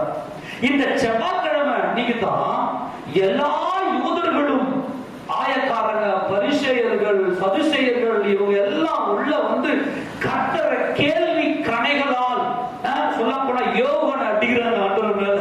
இவர் எப்படியாவது இவரை குற்றம் கண்டுபிடிக்க வச்சு இவரை வந்து நம்ம தீர்த்து கட்டிடணும் அப்படின்ற ஒரு பயங்கரமான கான்செப்ட்ல எல்லா விதமான உபதேசங்களும் இந்த செவ்வாய்க்கிழமை அன்னைக்கு தான் கர்த்தர் கொடுக்கிறார். ஓகேவா? செவ்வாய்க்கிழமை அன்னைக்கு தான் கர்த்தர் கொடுக்கிறார். எடுத்து வாசிக்க பார்க்கலாம். தொடர்ந்து வாசிக்கும் போது மறுபடியும் 27 வாசிப்போம். 27 அவர்கள் மறுபடியும் எருசலேமுக்கு வந்தார்கள்.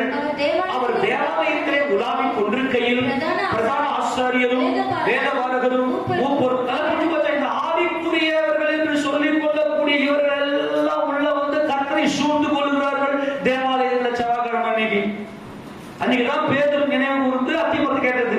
ஆமென். அதுக்கு விளக்கம் சொல்லிட்டு என்ன ஆண்டவர் எந்த மனநிலையில் இருந்தார்னா தம்முடைய சீஷர்களுக்கு நல்ல விசுவாசத்தை அவருக்கு புகுத்த வேண்டும். அதனால அத்திமரத்தை சபிக்கிறார் இந்த எழுத்தின்படி. அதே போல இந்த ஆவிக்குரியவர்கள் என்று சொல்லிக் கொள்ளக்கூடிய மத யூதர்களுக்கு மத்தியில் அவர் தேவகுமாரன் என்பதை அவர்களுக்கு விலக செய்ய வேண்டும். அது இந்த காரியத்துக்கு மத்தியில தான் கர்த்தர் இங்கே அந்த நாட்களை கழித்துக் கொண்டிருந்தார். அப்ப இவெல்லாம் வந்து 28ஆம் வசனத்துல நீர் எந்த அதிகாரத்தினால் இவர்களை செய்கிறீர்கள் என்று கேட்கிறாங்க. சரி, நான் ஒரு கேள்வி நீங்க பதில் சொல்லுங்க, நான் சொல்றேன்னு. யோவான் கொடுத்த ஸ்நானம், ஞான ஸ்நானம் தேவனால் உண்டாயிற்றோ மனிதனால் உண்டாயிற்றோ கேட்கிறாரு. தேவனால் உண்டாயிற்றுன்னு சொன்னா அப்ப ஏன்டா விசுவாசிக்கலன்னு கேட்பாரு. மனுஷனால் உண்டாயிற்றுன்னு சொன்னா ஜனங்கள்லாம் யோவான் ஸ்நானங்கள் தேவன் திரும்பி சொல்றாங்க, ஜனங்கள் கல்லறிவாங்க அப்படின்னு சொல்லி இவங்களே டிஸ்கஸ் பண்ணிக்கிட்டு எந்த ஞானஸ்தானம் கொடுத்தாரு எனக்கு தெரியலன்னு சொன்னதும் நான் எந்த அதிகாரத்திலும் இவர் சொல்ல மாட்டேன், போங்கடா அப்படின்ட்டாரு. ஆமென். உடனே என்ன நடந்துச்சுன்னா அங்க ஒரு ஊமையும் சொல்றாரு. என்ன ஊமை? ஒரு மனுஷன் ஒரு திராட்சை தோட்டத்தை 12ஆம் அதிகாரம் இல்லையா, ஒரு மனுஷன் ஒரு திராட்சை தோட்டத்தை உண்டாக்கி அதை குத்தகைக்கு விட்டுட்டு கனிகாலம் சமீபித்த போது கனியை கொடுக்கணும் கேட்டு அனுப்புறாரு. ஆனா இவங்க கனியை கொடுக்க மாட்டாங்க. வேலைக்காரங்க அனுப்புறாரு, பலத்த வேலைக்காரர் அனுப்புறாரு, ஒரு பெரிய வேலைக்கார கூட்டத்தை அனுப்புறாரு. எல்லாருக்கும் என்ன பண்ணாங்க, சில பேர் அடிச்சு, சில பேர் காயப்படுத்தி, சில பேரை கொன்று போட்டு கடைசியில என் குமாரனுக்கு 5 வருஷம் சொல்லி தன் குமாரன் அனுப்புறான். குமாரனை கண்டதும் இவன் சுதந்திரவாளி, இவனை கொண்டு போட்டு தோட்டத்தை நமதாக்கி கொள்ளலாம் அப்படின்னு சொல்லிட்டு குமாரனை கொண்டு போட்டாங்க. மனுஷர்கள் ஆகாதற்கு தள்ளப்பட்ட கல்லு மூளைக்கு தலைகளை தள்ளிட்டு அந்த குமாரனை அப்படின்னு சொல்லி அந்த ஊமையை வந்து ஆண்டவர் அங்கே சொல்றாரு. உடனே என்ன பண்ண, இந்த ஊமையை சொன்ன உடனே சரி இவங்களை மத ரீதியா இவரை மாற்றி விட முடியல, இத பொலிட்டிக்கல் இஷ்யூ இவர் மேல கொஞ்சம் திரிச்சு, பொலிட்டிக்கல் இஷ்யூ இவர் மேல கொஞ்சம் திரிச்சு ரோம கவர்மெண்டே இவரை கைது பண்ற மாதிரி ஒரு கேள்வி கேட்கலாம். ஆண்டவரே, ராயனுக்கு வரி கொடுப்பது நல்லதா கெட்டதா அப்படின்னு சொல்லி 14ஆம் வசனத்துல கேட்கிறாங்க. வாசிக்க 14 அவர்கள் வந்து போதகரே, நீ சத்தியம் உள்ளவர் என்றும் எவனை குறித்தும் உமக்கு கவலை இல்லை என்றும் அறிந்திருக்கிறோம். நீ முகதாட்சியம் இல்லாதவராய் தேவனுடைய மார்க்கத்தை சத்தியமாய் போதிக்கிறீர். ராயனுக்கு வரி கொடுக்கிறது நியாயமோ அல்லவோ, நாம் கொடுக்கலாமோ கொடுக்க கூடாதோ என்று கேட்பார்கள். நல்லா கவனிங்க, இது பயங்கரமான ஒரு ட்ரிக்ஸ் மாட்டி விடுறாங்க ஆண்டவரை. ஏன் அந்த நாட்கள் யூதர்கள் எல்லாம் இந்த ரோம ராயனுடைய வரி சுமையினாலே பாதிக்கப்பட்டு, ஆயக்காரர்களுடைய அந்த கட்டாய வரி வசூலை பாதிக்கப்பட்டு பயங்கர கொடுமையில இஸ்ரவேல் ஜனங்கள் யூதர்கள் இருந்தார்கள். அதே சமயம் இந்த ரோம கவர்மெண்ட் வந்து ஒரு பயங்கரமான கொடுங்கோல் ஆட்சி. சட்டங்கள் எல்லாம் பயங்கர அரசியலுக்கு விரோதமாய், ஆட்சிக்கு விரோதமாய் எழுப்பினா அவர்களுக்கு எல்லாம் சிலுவை மரணம் அப்படியே மாட்டி விடலாம்னு சொல்லிட்டு 2 பக்கமும் இருதலை கொள்ளையா இப்படிதான் யூதர்கள் இந்த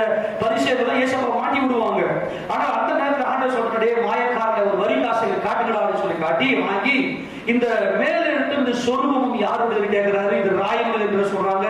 அப்படின்னா ராயனுடையது ராயனுக்கும் தேவனுடையது தேவனுக்கும் செலுத்துதல் சொல்லி ஒரு மகிமையான சட்டை சொல்ல வாயாச்சிட்டார் ஆண்டவர் அவங்கள. அதையும் தவிர்த்து உடனே சதுசேய கூட்டம் வருது.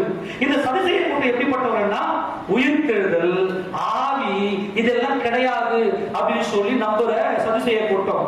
அவர்கள் வந்து ஒரு ஏவுகணை அடிக்கிறாங்க ஆண்டவர்கள். எல்லா ஏவுகணையும் அவருக்கு முன்னாடி பஸ்தமாகும். ஆமேனா, அவர் ராஜாதி ராஜா.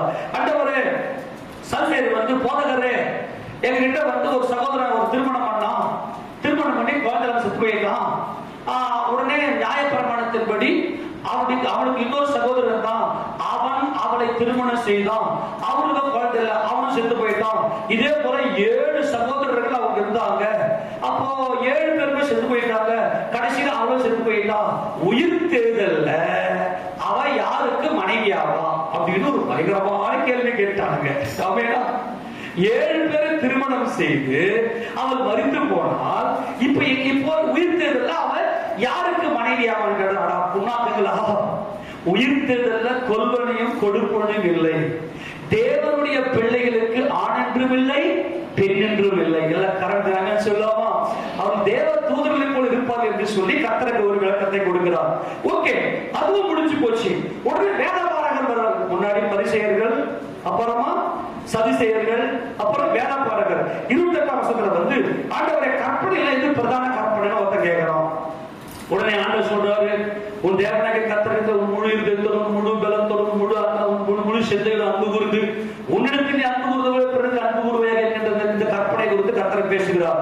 இப்படி இந்த காரியங்கள் எல்லாம் செய்து நல்ல பயங்கரமான மகிமையான காரியங்களை செஞ்சு முடிச்சுட்டு உடனே அவரை திட்டாரு.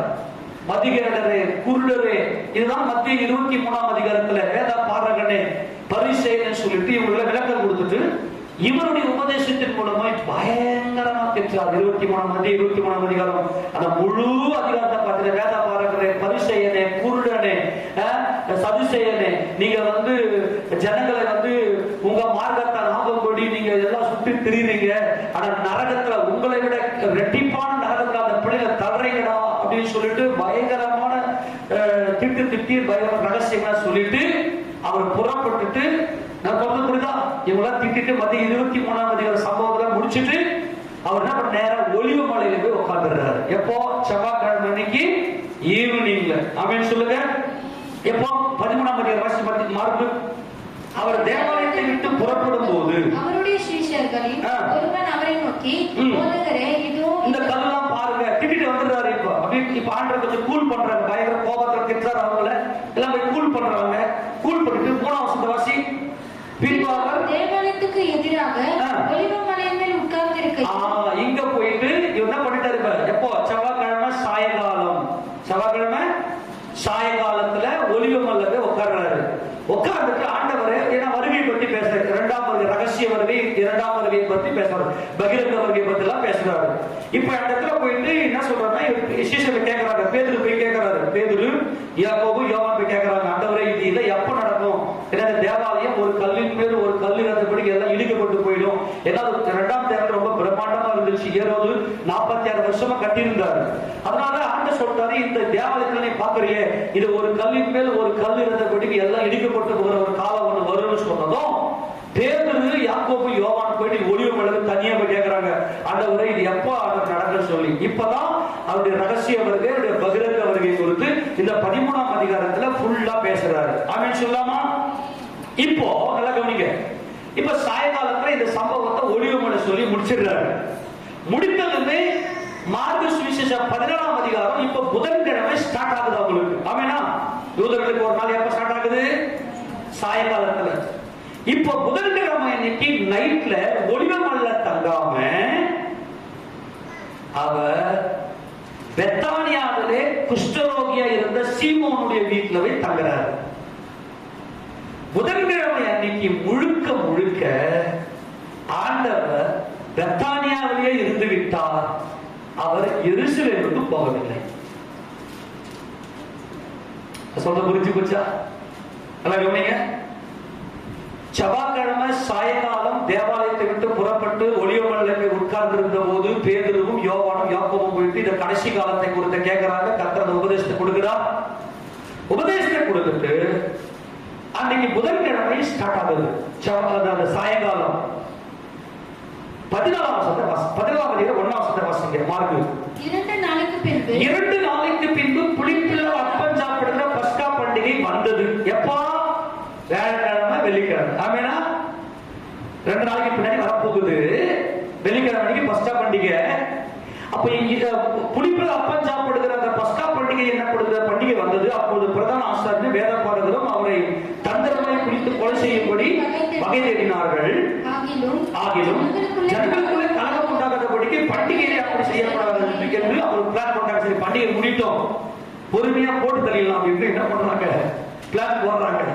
ஆனால் கர்த்தர் என்ன சொன்னா, அவர் பெத்தானியாவில் குஷ்டரோகியா இருந்த சீமோன் வீட்டிலே போஜன பந்தி இருக்கையில் ஒரு ஸ்திரீ விலையேற பெற்ற நலதம் என்னும் உத்தம தைலம் உள்ள வெள்ளிக்கல் பரணியை கொண்டு வந்து அதை உடைத்து அந்த தைலத்தை சிரசின் மேல் ஊற்றினார். நல்லா கவனிக்கணும்.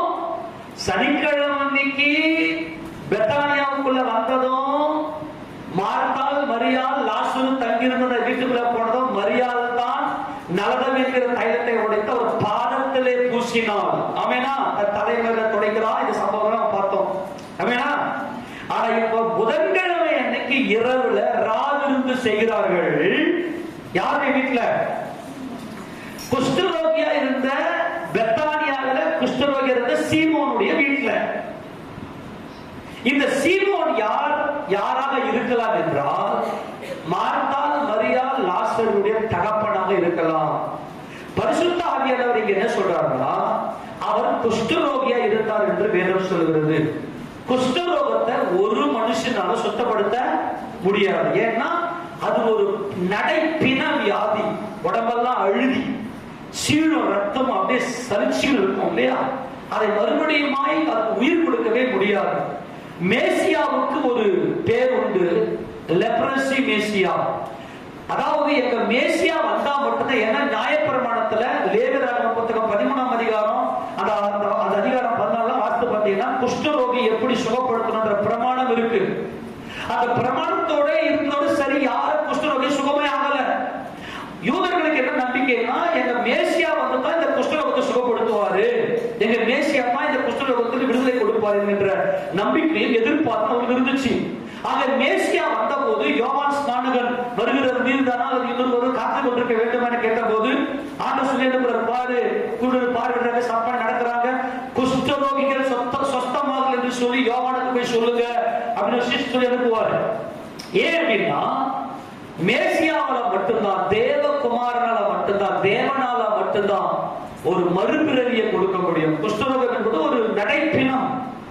அப்போ இந்த இடத்துல சீஷர்களுக்கு ஒரு காட்சியை காண்பிக்கிறார். சீஷர்களோடு கூட ராபோஜன் அங்க நைட்ல விருந்து சாப்பிடுறாரு. இந்த லாசரு, மார்த்தாள் மரியாள், இந்த சீமோன் என்கின்ற இந்த வீட்டுல தான் அவர் இருந்திருக்க வேண்டும். ஆமேனா? அது ஒரு தகப்பனாக இருந்திருக்கலாம். ஏன் இந்த இடத்துல மார்த்தாள் மரியாள் லாசருன்ற பேரை சொல்லாம குஷ்டரோகியா இருந்த சீமோன் அப்படின்னு சொல்லப்படுறான்? சீஷர்களுக்கு இவர்தான் மேசியா என்பதை உறுதிப்படுத்துகிறார். கரங்கள் சொல்லாமா? பாரு, இந்த குஷ்டரோகத்தை நான் சுத்தமாக்கினேன், அப்ப நான் தான் மேசியா என்பதை சீஷருடைய மனதில் உறுதிப்படுத்துகிறார். அதனால்தான் பரிசுத்த ஆவியானவர் குஷ்டரோகியா இருந்த சீமோனுடைய வீட்டில் அவர் வந்திருக்கிறார். இந்த மரியாளுக்கு வழக்கமே அவருடைய அன்புல களி கூறுவது. ஆமேனா? இப்போ மரியாதை தெரிஞ்சு போச்சு.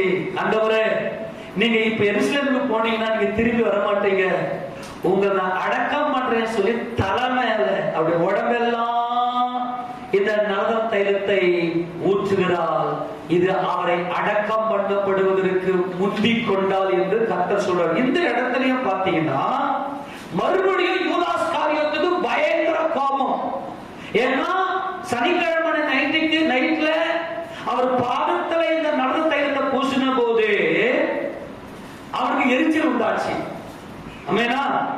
இப்போ மறுபடியும் அப்பான்னு சொல்றாரு, உங்களுக்கு பிச்சைக்காரங்களுக்கு எனக்கு போயிட்டு தான தர்மம் பண்ணலாம், உங்களுக்கு அநேக நாட்கள் உதவி பண்ணிக்கிறா, இவள் என்னை அடக்கம் பண்ண பொழுதுக்கு எத்தனமாய் நான் தான் பஸ்கா ஆட்டுக்குட்டின்னு சொல்லி எனக்கு பழுதில்லாதவர் காண்பித்தால் அப்படின்னு சொன்னதுமே அப்பயே யூதாஸ் கரியோத்து அப்படியே சும்மா கையை பிரசஞ்சிக்கணும் கோபத்துல உட்கார்ந்துருக்கோம் போல் இருக்கு. இப்ப இரண்டாவது முறையும் புதன்கிழமை நைட்டும் வந்து இதே சம்பவத்தை சொல்லும் போது தொடர்ந்து வாசிக்கும் போது மறுபடியும் வாசனம் 3ஆம் வசனம். அவர் பெத்தானியாவில் குஷ்டரோகியாக இருந்த சீமோன் வீட்டிலே போஜன பந்தி இருக்கையில் ஒரு ஸ்திரீ விலையேற பெற்ற நலதம் என்னும் உத்தம தைலமுள்ள வெள்ளைக்கால் பரணியை கொண்டு வந்து அதை உடைத்து அந்த தைலத்தை அவர் சிரசின் மேல் ஊற்றினாள். அப்பொழுது சிலர் தங்களுக்குள்ளே விசனம் அடைந்து இந்த தைலத்தை இப்படி வீணாய் செலவிட சொன்னவன் யாரு? யூதாஸ் காரியோத்து. அதை 300 பணத்துக்கு அதிகமான கிரயத்துக்கு விற்று தரித்திரருக்கு கொடுக்கலாம் என்று சொல்லி அவளை குறித்து முறுமுறுத்தார்கள். இயேசு அவர்களை நோக்கி அவளை விட்டுவிடுங்கள், ஏன் அவளை தொந்தரப்படுத்துகிறீர்கள்? என்னிடத்தில் நற்கிரியை செய்திருக்கிறார். தரித்திரர் எப்பொழுதும் உங்களிடத்தில் இருக்கிறார்கள். உங்களுக்கு மனதுண்டாகும் போதெல்லாம் நீங்கள் அவர்களுக்கு நன்மை செய்யலாம். நானோ எப்பொழுதும் உங்களிடத்தில் இரேன். இவர் தன்னால் இயன்றதை செய்தால் நான் அடக்கம் பண்ணுவதற்கு எத்தனமாக என் சரீரத்தில் தைலம் பூச முந்திக் கொண்டால், ஆமெனா, எங்க பூச முந்திக் கொண்டால் அடக்கம் பண்ணப்படும் போது முழு சரீரத்தின் மேலும் என்ன பண்ணாங்க? இந்த கரிய போல வெள்ளை போலலாம் என்ன பண்ணாங்க? யோசேப்பும் அப்புறம் யாரு நிக்கோதேமும் போயிட்டு ஆண்டவர் அடக்கம் பண்ணாங்க இல்லையா? அதுக்குடைய சாயலாக இவர் இந்த சரீரத்தில் இந்த தைலத்தை பூச முந்திக் கொண்டால் சொன்னதை யூதாஸ் காரியத்துக்கு பொத்துக்குச்சு. இதுக்கு மேல இவரை விட்டு வச்சா வேலைக்கு ஆகாது, நம்ம இவரை காட்டி கொடுத்துடலாம் சொல்லி பெத்தானியாவிலிருந்து அந்த நைட்டே எருசலேமுக்கு யூதாஸ் காரியத்து வராது. சொல்ல புரிஞ்சு வச்சா இப்ப இயேசு ராஜா செவ்வாய்க்கிழமை நைட்டு நம்ம கணக்கின்படி அவருக்கு புதன்கிழமை ஸ்டார்ட் ஆயிடுச்சு. நைட்ல சாப்பிட்டு இருக்கிற வேலையில இந்த சம்பவம் நடக்குது. ஓகேவா? புதன்கிழமை மணிக்கு நைட்ல புரியுதா இல்லையா? ஆமெனா. உடனே வாசிக்க பார்க்கலாம். இந்த சுவிசேஷம் உலகத்தில் எங்கெங்கே பிரசங்கிக்கப்படுமோ அங்கெங்கே இவன் நினைப்பதற்காக இவன் செய்தது சொல்லப்படும் என்று மெய்யாக சொல்லுகிறேன் என்றால் 10ஆம் வசனம் வாசிமா. அப்பொழுது 12 ஒருவனாகிய யூதாஸ் காரியத்து என்பவன் அவரை பிரதான ஆசாரியர்களுக்கு காட்டிக் கொடுக்கும்படி அவர்களிடத்திற்கு போனான். எங்கிருந்து போனான்? பெத்தானியாவில் இந்த சீமோனுடைய வீட்டுல அந்த விருந்து சாப்பிட்டு கொண்டிருந்த அந்த நைட்டே எழுந்து போயிட்டான். எதுக்கு? பிரதான ஆசாரியர்களோட கூட பரிசேயர்களோட கூட வேதபாரகர்களோட கூட ஆலோசனை பண்ணி நான் உங்களுக்கு காட்டி கொடுப்போம். அவரை நீங்க எவ்வளவு கொடுப்பீங்க? 30 வெள்ளிக்காசு தரேன்ற அக்ரிமெண்ட் எல்லாம் அந்த நைட்டே பண்ணிட்டான். ஓகேவா?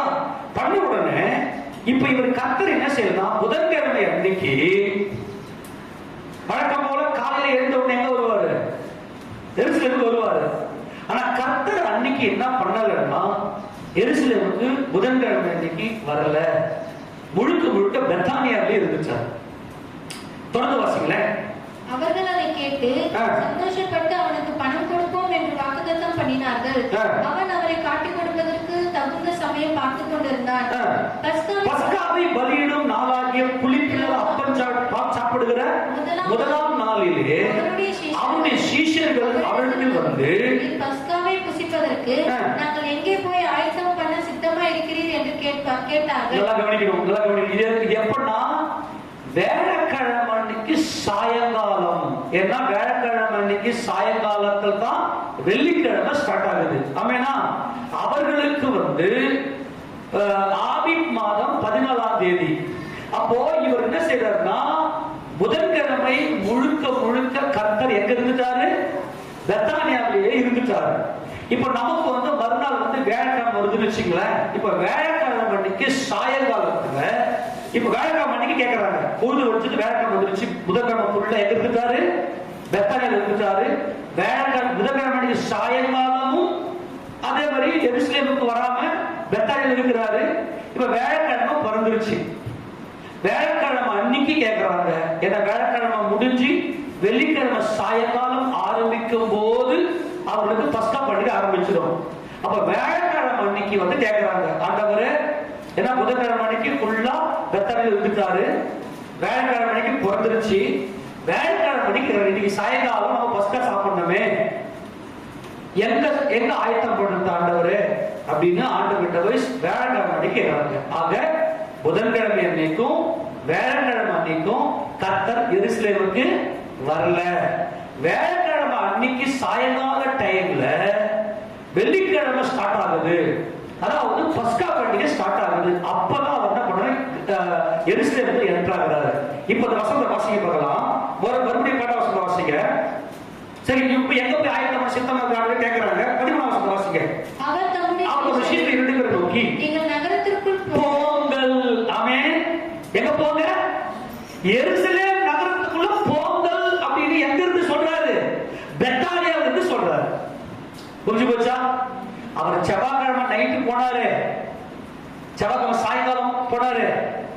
அதோட அவர் புதன்கிழமை ஸ்டார்ட் ஆயிருச்சு. புதன்கிழமை நைட்டு, அதாவது செவ்வாய்க்கிழமை நம்முடைய கணக்கு செவ்வாய்க்கிழமை நைட்டு, அவர்களுக்கு புதன்கிழமை ஸ்டார்ட் ஆயிடுது. ஆக அந்த புதன்கிழமை முழுக்க அங்கே இருந்துட்டு வேலைக்கிழமை பொழுது விடியுது. வேலைக்கிழமை அன்னைக்கு பொழுது வெடிச்ச பிற்பாட்டா இந்த சம்பவம் நடக்குது. நீங்க வேலைக்கிழமை அன்னைக்கு முடியும் போது வெள்ளிக்கிழமை ஸ்டார்ட் ஆக போகுது. நீங்க போயிட்டு நகரத்துக்குள்ளே போங்கள் அப்படின்னு வேலைக்கிழமை அன்னைக்கு அனுப்புறாரு. ஆமா, இன்னைக்கு தான் புதன்கிழமையா? இன்னைக்கு நம்ம இன்னைக்கு பார்த்தா புதன்கிழமை. இன்னைக்கு கர்த்தர் முழுக்க முழுக்க பெத்தானில இருந்துட்டாரு. இன்னைக்கு சாயங்காலம் வேலைக்கிழமை ஸ்டார்ட் ஆகுதா? இன்னைக்கு நைட்டும் பெத்தானில இருந்துடுறாரு. ஓகேவா? ஆக நம்முடைய கணக்கின்படி செவ்வாய்க்கிழமை நைட்டும் புதன்கிழமை நைட்டும் அவர் எங்கதான் இருக்கிறாரு? பெத்தானியில் இருக்கிறார். இப்போ நமக்கு நாளைக்கு வேலைக்கிழமை ஸ்டார்ட் ஆகுது இல்லையா? அப்ப நாளைக்கு வந்ததும் வேலைக்கிழமை வந்ததும் நாளன்னைக்கு வெள்ளிக்கிழமை. இப்ப நாளன்னைக்கு வெள்ளிக்கிழமை, நாளைக்கு சாயங்காலமே நமக்கு ஸ்டார்ட் ஆயிடும். அப்ப சாயங்காலம் பஸ்கா சாப்பிடணும். எந்த ஆண்டவரே பஸ்கா ஆயத்தம் பண்ண சொல்லிட்டு வேலைக்கிழமை கேட்கிறாங்க. அப்ப கர்த்தர் சொல்றாரு, நீங்க போயிட்டு நகரத்துக்குள்ளே பிரவேசித்து கம்பளம் முதலான எல்லாவற்றையும் ஆயத்தம் பண்ணி விஸ்தாரமான ஒரு மேல் வீட்டு அறை மேல இருக்கு காட்டிப்பான். அங்க பஸ்கால ஆயத்தம் பண்ணி வச்சிருப்பான். அங்க போய் ஆயத்தம் பண்ணுங்க சொன்னதும் வாசிக்க பார்க்கலாம். 17 வசனம். சாயங்காலமான போது அவர் 12 கூட அவருக்கு வந்தார். ஆமெனா? என்ன பண்ணாரு? எதிலிருந்து அங்க இருக்கிற சொல்லுங்க போகலாம். கரெக்டா? சரி, நான் மறுபடியும் சொல்லவா? சனிக்கிழமை அன்னைக்கு ராவிருந்து செய்கிறார்கள். அந்த நாளிலே மரியாள் அவருடைய பாதத்துல நலத்தை பூசுகிறார்கள். மறுநாள் ஞாயிற்றுக்கிழமை கர்த்தர் பவனி வருகிறார். பவனி வந்து தேவாலயத்துக்குள்ளே போகிறார். தேவாலயத்துக்குள்ளே போய் அங்கே அநேகருக்கு குழுவிற்கு சாப்பாடுகளை சொஸ்தமாக்கி விட்டு அப்படியே ஞாயிற்றுக்கிழமை சாயங்காலம் பெத்தானியாவுக்கு ஒலிவமலைக்கு போயிடுகிறார். மறுநாள் காலையில திங்கட்கிழமை அவர் வரும்போது அவருக்கு பசியா இருக்கிறது. வழியில் இருக்கிற ஒரு அத்திமரத்தை பார்த்து சபிக்கிறார். அது உடனே பட்டு போகிறது. சீஷர்கள் பார்த்து ஆச்சரியப்பட்டு கேட்கும் போது, ஆண்டவரே இந்த அத்திமரம் பட்டு போய் சொந்தம். அவருடைய விசுவாசத்தை புத்தக போதிக்கிறார். போதித்து விட்டு திங்கட்கிழமை அன்னைக்கு காலையில வந்து தேவாலயத்துல வந்து அங்கே விற்கிறவர்களை கொல்லுகிறவர்களை துரத்தி விட்டு காசக்காடைய பழங்களை கவிழ்த்து போட்டு விட்டு தேவாலயத்தை சுத்திகரித்து விட்டு சாயங்காலத்துல அவர் திங்கட்கிழமை சாயங்காலம் என்ன செய்யறார்? மறுபடியும் பெத்தானியாவுக்கு ஒலிவமலைக்கு போயிடுறாரு. ஒலிவமலை தங்குறாரு. மறுநாள் செவ்வாய்க்கிழமை காலையில அவர் மறுபடியும் எருசலேம் நகரத்துக்குள்ள வரும்போது பேதுரு என்ன பண்ண நினைவு கூறுகிறார். எதை நினைவு கூறுறாரு? அந்த அத்திமரம் பட்டு போயிட்டு நினைவு கூறுவதை கேட்டது. மறுபடியும் அதே விசுவாச போதனையை அவருக்கு போதித்து விட்டு அவர்கள் செவ்வாய்க்கிழமை அன்னைக்கு அவர் தேவாலயத்துக்கு வருகிறார். அப்படி தேவாலயத்துக்கு வந்த போது பரிசேயர்கள், சதுசேயர்கள், வேத பாரகர்கள் எல்லாம் தேவாலயத்திற்கு பல கேள்வி கணைகளை கொடுக்கிறார்கள். அவர்களுக்கு அந்த பதிலாம் சொல்லிட்டு செவ்வாய்க்கிழமை அன்னைக்கு சாயங்காலத்துல இந்த பரிசேயர்கள் வேத பாரகர்கள் பயங்கரமா மத்திய 23 கடிந்து கொண்டு வார்த்தை பேசிட்டு செவ்வாய்க்கிழமை அன்னைக்கு அவர் சாயங்காலத்துல போய் ஒலிவமலை போய் உட்காரும் போது, ஆண்டவரே இந்த தேவாலயம் இடிக்கப்படும் சொன்னீங்களே, இது எப்போது நடக்கும் என்று சொல்லி செவ்வாய்க்கிழமை சாயங்காலத்துல பேதுரு, யோவான், யாக்கோபு சீஷர்கள்லாம் போய் கேட்கிறாங்க. சீஷர்கள் தனியா இருக்கிறாங்க. பேதுரு, யோவான், யாக்கோபு போய் ஆண்டவர்கிட்ட கேட்கிறாங்க. ஆண்டவர் அவர்களுக்கு கடைசி கால வருகையை குறித்தும் ரகசிய வருகை அப்புறம் பகிரங்க வருகை குறித்து பேசுறார். பேசிட்டு முடிச்சதுமே செவ்வாய்க்கிழமை நைட்டே அவர் என்ன பண்றாரு? அங்கே சீமோனுடைய வீட்டுல என்ன பண்றாங்க? அங்கே ராகு இருந்து சாப்பிடுறாரு. ஆமேனா? அப்ப புதன்கிழமை அன்னைக்கும், அதாவது புதன்கிழமை நைட் அங்க ராகு இருந்து சாப்பிடுறாரு. அதே போல வேலைக்கிழமை நைட், அதாவது புதன்கிழமை நைட்டும் என்ன பண்றாரு? செவ்வாய்க்கிழமை நைட்டும் புதன்கிழமை நைட்டும் பெத்தானியாவில் இருக்கிறார். அப்ப வேலைக்கிழமை அன்னைக்கு இன்னைக்கு பஸ்கா வச்சு எங்க சாப்பிட கேட்ட போது நீங்க நகரத்துக்கு போங்கன்னு சொல்லி அனுப்பி ஆயத்தப்படுத்துறாரு. அதே போல 17ஆம் அதிகாரம் 17 வருஷத்துல சாயங்காலம் ஆனபோது அவர் 12 கூட அவ்விடத்திற்கு வந்தார். அவர்கள் பந்தி அமர்ந்து போஜனம் பண்ணுகையில் இயேசு அவர்களை நோக்கி, என்னுடனே புசிக்கிற உங்களில் ஒருவன் என்னை காட்டிக் கொடுப்பான் என்று மெய்யாகவே உங்களுக்கு சொல்லுகிறேன் என்றார். அப்பொழுது அவர்கள் துக்கமடைந்து எல்லாரும் நானும் கேட்கிறாங்க. உடனே அப்போ சீசன் என்ன பண்றாங்க, எழுந்து காலெல்லாம் கழுவுறார். சீசனுடைய காலெல்லாம் கழுவி அப்போ என்னுடனே கூட தாளத்துல கையிட்டு இருந்தாடி இவன் தான் இந்த அப்பத்தை என்னை காட்டி கொடுப்பான் அப்படின்னு சொன்னதும் யூதாஸ் காரியத்துல சாத்தான் கூறுறான். உடனே அவன் அந்த நைட்லயே அந்த ராபோஜத்தை விட்டு எழுந்து போயிட்டு காட்டி கொடுக்கும்படியாக அவன் கடந்து போய் விடுகிறான். அவனா அப்ப ஆண்டவர் என்ன பண்றாருன்னா உடனே மறுபடியும் அந்த நைட்லயே ஒலிவு மலைக்கு வர்றாரு. இங்க ராபோஜனம் பண்ணி முடிச்சதும் யூதாஸ் காரியத்தை எழுந்து காட்டி கொடுக்கும்படி போயிடுறான். இயேசு ராஜா என்ன பண்றாருன்னா அந்த நைட்டே ராபோஜனத்தை முடிச்சுட்டு அந்த நைட்டே இரவெல்லாம் ஜெபம் எடுத்து ஒலிவு மலைக்கு வராரு. எடுத்து வாசிங்க யோவான் சுவிசேஷ புத்தகம் 18ஆம் அதிகாரம் 1ஆம் வாசிங்க. யோவான் 18:1. இயேசு இவர்களை சொன்ன சரி, முதல்ல யூதாஸ் காரியத்தை என்ன நடந்துச்சு பாருங்க. 13 திருப்பிங்க. 13ல 2ஆம் வசனத்தை வாசிக்க பார்க்கலாம்.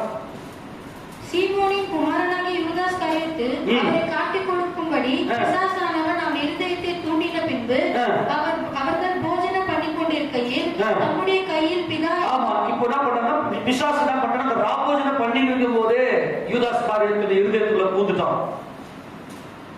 வசனம் தெளிவா சொல்லுகிறது, காட்டிக் கொடுக்கும்படி பிசாசானவன் அவன் இருதயத்தை தூண்டினான். அவர் போஜனம் பண்ணி கொண்டிருக்கையில அவரு அப்பதான் காலம் கழுவுறாரு. எல்லாருடைய காலையும் கழுவுறாரு. அப்ப கூட இந்த யூதாஸ் காரியத்துக்கு புத்தியே வரல. அந்த நேரத்துல என்ன பண்ணுதுனாக்கா உடனே ஆண்டவரே யாருப்பான்னு சொல்லி கேட்கும் போது 26ஆம் வசனத்தை வாசிங்க. 13 யோவான் 13:26. இயேசு பிரதியுத்தரமாக, நான் துணிக்கையை தோய்த்து எவனுக்கு கொடுப்பேனோ அவன்தான் என்று சொல்லி துணிக்கையை தோய்த்து சீமோன் குமாரனாகிய யூதாஸ் காரியத்துக்கு கொடுத்தான். அந்த துணிக்கையை அவன் வாங்கின பின்பு சாத்தான் அவனுக்குள் புகுந்தான். அப்பொழுது இயேசு அவனை நோக்கி, நீ செய்கிறதை சீக்கிரமாய் செய் என்றார். அவர் இப்படி அவனுடனே சொன்னதின் கருத்தை வண்டி இருந்தவர்களில் ஒருவரும் அறியவில்லை. யூதாஸ் பணப்பையை வைத்துக் கொண்டிருந்தபடியால் அவன் போய் பண்டிகைக்கு தேவையானவைகளை கொள்ளும்படிக்காவது தரித்திற்கு ஏதாவது கொடுக்கும்படிக்காவது இயேசு அவனுடனே சொல்லியிருப்பார் என்று சிலர் நினைத்தார்கள். அவன் அந்த துணிக்கையை வாங்கின உடனே புறப்பட்டு போனான். அப்பொழுது நைட்லயே போயிடுறான். அவனா அந்த ராபோஜனம் பண்ணி கொண்டிருந்த அந்த நைட்லயே அவன் என்ன பண்ணிடுறான், காட்டி கொடுக்கும்படி போயிட்டான். உடனே கர்த்தர் என்ன செய்யறாருன்னா இந்த பந்தி முடிந்ததுமே வழக்கம் போல இரவுல அவர் ஒலிவு மலைக்கு போயிட்டு அவர் ஜெபம் பண்ணும்படி போகிறார். எடுத்து வாசிக்க போலாம். 18ஆம் அதிகாரம் திருப்பிங்க. 1 வாசிக்க.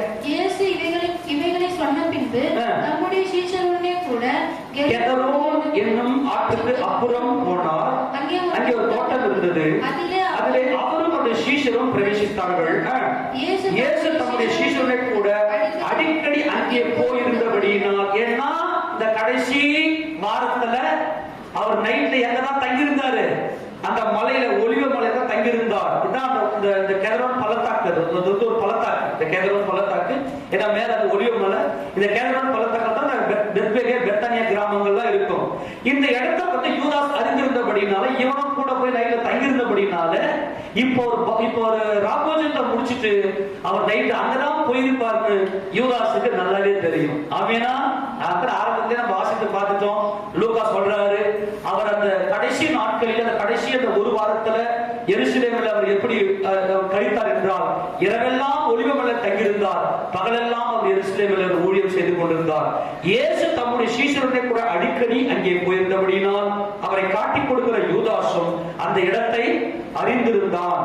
யூதாஸ் போர்ச்சவர்களின் கூட்டத்தையும் பிரதான ஆசாரியர் பரிசேயர் என்பவர் அனுப்பப்பட்ட ஊழியக்காரியை கூட்டிக் கொண்டு பந்தங்களோடும் தீவட்டிகளோடும் ஆயுதங்களோடும் அவிடத்திற்கு வந்தான். நல்ல கவனிங்க, யூதாஸ் போர்ச்சவர்களின் கூட்டம், 2 கூட்டம் இங்க காண்பிக்கிறார். போர்ச்சவர்களின் கூட்டமும் பிரதான ஆசாரியர் பரிசேயர் என்பவர் அனுப்பப்பட்ட ஊழியக்காரரும். 2 கூட்டம் யார்? அந்த போர்ச்சவர்களின் கூட்டம் என்று யோவான் சொல்றாரு, அது ரோம போர்ச்சவர்கள். வேதபாரகர் தேவாலயத்து சேனை, தேவாலயத்துக்கு சேனை இருந்துச்சு. ஆமென். அப்பதான் ஒரு பயங்கர பெரிய ஒரு கிரவுட். சொல்ல போனா மிலிட்டரியும் தமிழ்நாடு போலீஸும் போனா எப்படி இருக்கும்? ஏன் இந்தியன் மிலிட்டரி, இந்தியன் ஆர்மியும் தமிழ்நாடுடைய போலீஸும் இவங்கெல்லாம் ஒன்று சேர்ந்து கூட அரெஸ்ட் பண்ண எப்படி, எவ்வளவு கொடுமை இல்லை. இயேசுராஜா அரெஸ்ட் பண்றதுக்கு ஒரு பெரிய ராணுவம் போதும், ஒரு கமாண்டோ போதும், மிலிட்டரி கமாண்டோவும் தமிழ்நாடுடைய போலீஸ் படைகளும் போதும். தனிப்படை அமைத்து பிடிக்கிறாங்களே, அந்த மாதிரி ஒரு பயங்கரமான ஒரு கூட்டம், ஒரு கிரௌடு இயேசுராஜாவை கைது செய்யப்படி போகிறார்கள். அன்பானவர்களே, இதெல்லாம் எதற்காக என்றால் கர்த்தர் நமக்காக யாவையும் செய்து முடிப்பதற்காக நடந்த சம்பவங்கள். ஆமென் சொல்லாமா? இப்ப இயேசு அரெஸ்ட் பண்றாங்க, அவரை அடுத்து நடக்க போற சம்பவங்கள் நம்ம பல முறை தியானம் செய்திருக்கிறோம். நம்ம வருகிற நாட்கள்ல அதை நாம் தியானம் செய்யலாம். கர்த்தர் நல்ல மகிமை உண்டாவதாக. இப்போது இயேசுராஜாவை இந்த இடத்துல வச்சு அரெஸ்ட் பண்றாங்க. ஏன் அப்படின்னா, இந்த யூதாஸ்க்கு எடுத்து போய் முத்தமிட்டு காட்டி கொடுக்கிறான் ஆண்டவரை. எதுக்காக முத்தமிட்டு காட்டி கொடுக்கிறான்னு சொன்னா, நான் சொல்றது உண்மைதான். என்ன குற்றம் சாட்டினார்கள்? போர் சேவகர்கிட்ட இந்த யூதாஸ்காரியருக்கு என்ன குற்றம் சாட்டினால், ரோமர் ராயனுக்கு வரி கொடுக்க தேவையில்லை அப்படின்னு இவர் எனக்கு போதித்தாரு. போர் சேவகரின் கூட்டம் 100க்கு அதிபதி எல்லாம் கூட இருக்கிறாங்க. இப்ப யூதாஸ்காரியருக்கு போயிட்டு என்ன கேஸ் போட்டிருக்கிறார்? இயேசுராஜா மேல கேஸ் எஃப்ஐஆர் பண்றாரு, எஃப்ஐஆர் ஃபைல் பண்றாரு, இங்க கேஸ் கொடுக்கிறார். என்னன்னு, நாங்கள் ரோமர் ராயனுக்கு வரி கொடுக்க தேவையில்லை என்று இவர்களுக்கு போதித்தாரு. அதுக்கு நான் சாட்சி, நான் என்னுடைய சீஷன் தான் அப்படின்னு சொல்லி அங்க வந்து ரிப்போர்ட் கேஸ் போட காட்டி கொடுத்தாங்க. அப்படின்னா கேஸ் போட்டான் இயேசுராஜா மேல, இந்த யூதாஸ் கேஸ் போட்டான். அப்போ அதுக்கு சாட்சியாக என்னது, நான் முத்தம் கொடுக்குறேன் பாரு, ஏன்னா நாங்கெல்லாம் எங்க ரவிக்கு முத்தம் கொடுத்த வழக்கம், அவங்க அந்த முத்தத்தை ஏற்றுக்கொண்டு பாருங்கன்னு சொல்லிட்டு போயிட்டு அங்க நேரம் முத்தம் கொடுக்குறோம். ஆண்டவரும் இவனை காட்டி கொடுக்காம, டே யாரா நீ ஒரு வார்த்தை சொல்லிட்டு கேஸ் அவங்க மேல திருப்பி இருக்கும். அவன் யாருப்பா நீ, உன்னை பார்த்ததே இல்லை, தூரம் இல்லப்பா அப்படின்றாருன்னா, டே நீ பொய் பேச போறியா நீ அப்படின்னு. ஆனா கர்த்தர் அந்த நேரத்தில் யூதாஸ்காரத்தை காட்டி கொடுக்காம, என் சிநேகிதனே உனக்கு என்ன வேணும்னு கேட்டார். அதான் கழுதங்களை கவனி வந்த என் ராஜா. ஆமென். எனக்கு தேவனால் கொடுக்கப்பட்ட என் ராஜா, என் ஜீவனை காக்கும்படி எனக்கு கொடுக்கப்பட்ட என் கர்த்தர். அப்போ சிநேகிதனே உனக்கு என்ன வேணும்னு கேட்டதுமே உடனே அவர் மேல கை போட்டு பிடிச்சிட்டார். ஆமென். அவர் கைக்கு விலங்கு போட்டு அவர் இழுத்து கொண்டு போகிறார்கள். இந்த சம்பவம் நமக்கு நல்லா தெரியும். இப்போ நான் சொல்றேன், அந்த கடைசி நேரத்திலையும் அவனை இந்த யூதாஸ்காரத்தை காட்டி கொடுக்காம அவனுக்கு ஜீவனை உண்டாக்கினவர் தான் நம் ஆண்டவராகிய இயேசு கிறிஸ்து. ஆமென் சொல்லாமா? இதை மட்டும் நம்ம ப்ரூவ் பண்ணிக்கலாமா? ராயனுக்கு வரி கொடுக்க வேண்டியதில்லை அப்படின்னு சொல்லி அவங்க சொல்லுவாங்க இல்லையா? அந்த சம்பவத்தை பார்த்தீங்கன்னாக்கா, இவன் என்ன தவறு செய்தான் அப்படின்னு சொல்லும் போது, இவர் ராயனுக்கு வரி கொடுக்க தேவையில்லைன்னு சொல்லி இவங்களுக்கு போதித்தான் அப்படின்னு சொல்லி இந்த ஜனங்கள் எல்லாம் என்ன செய்வாங்க, எல்லா பண்டிகையில என்ன பண்ணுவாங்க, பிலாத்துக்கு விரோதமாக பேசுவார்கள். அங்கே வாசிக்க பார்க்கலாம். 19 அதிகாரத்துல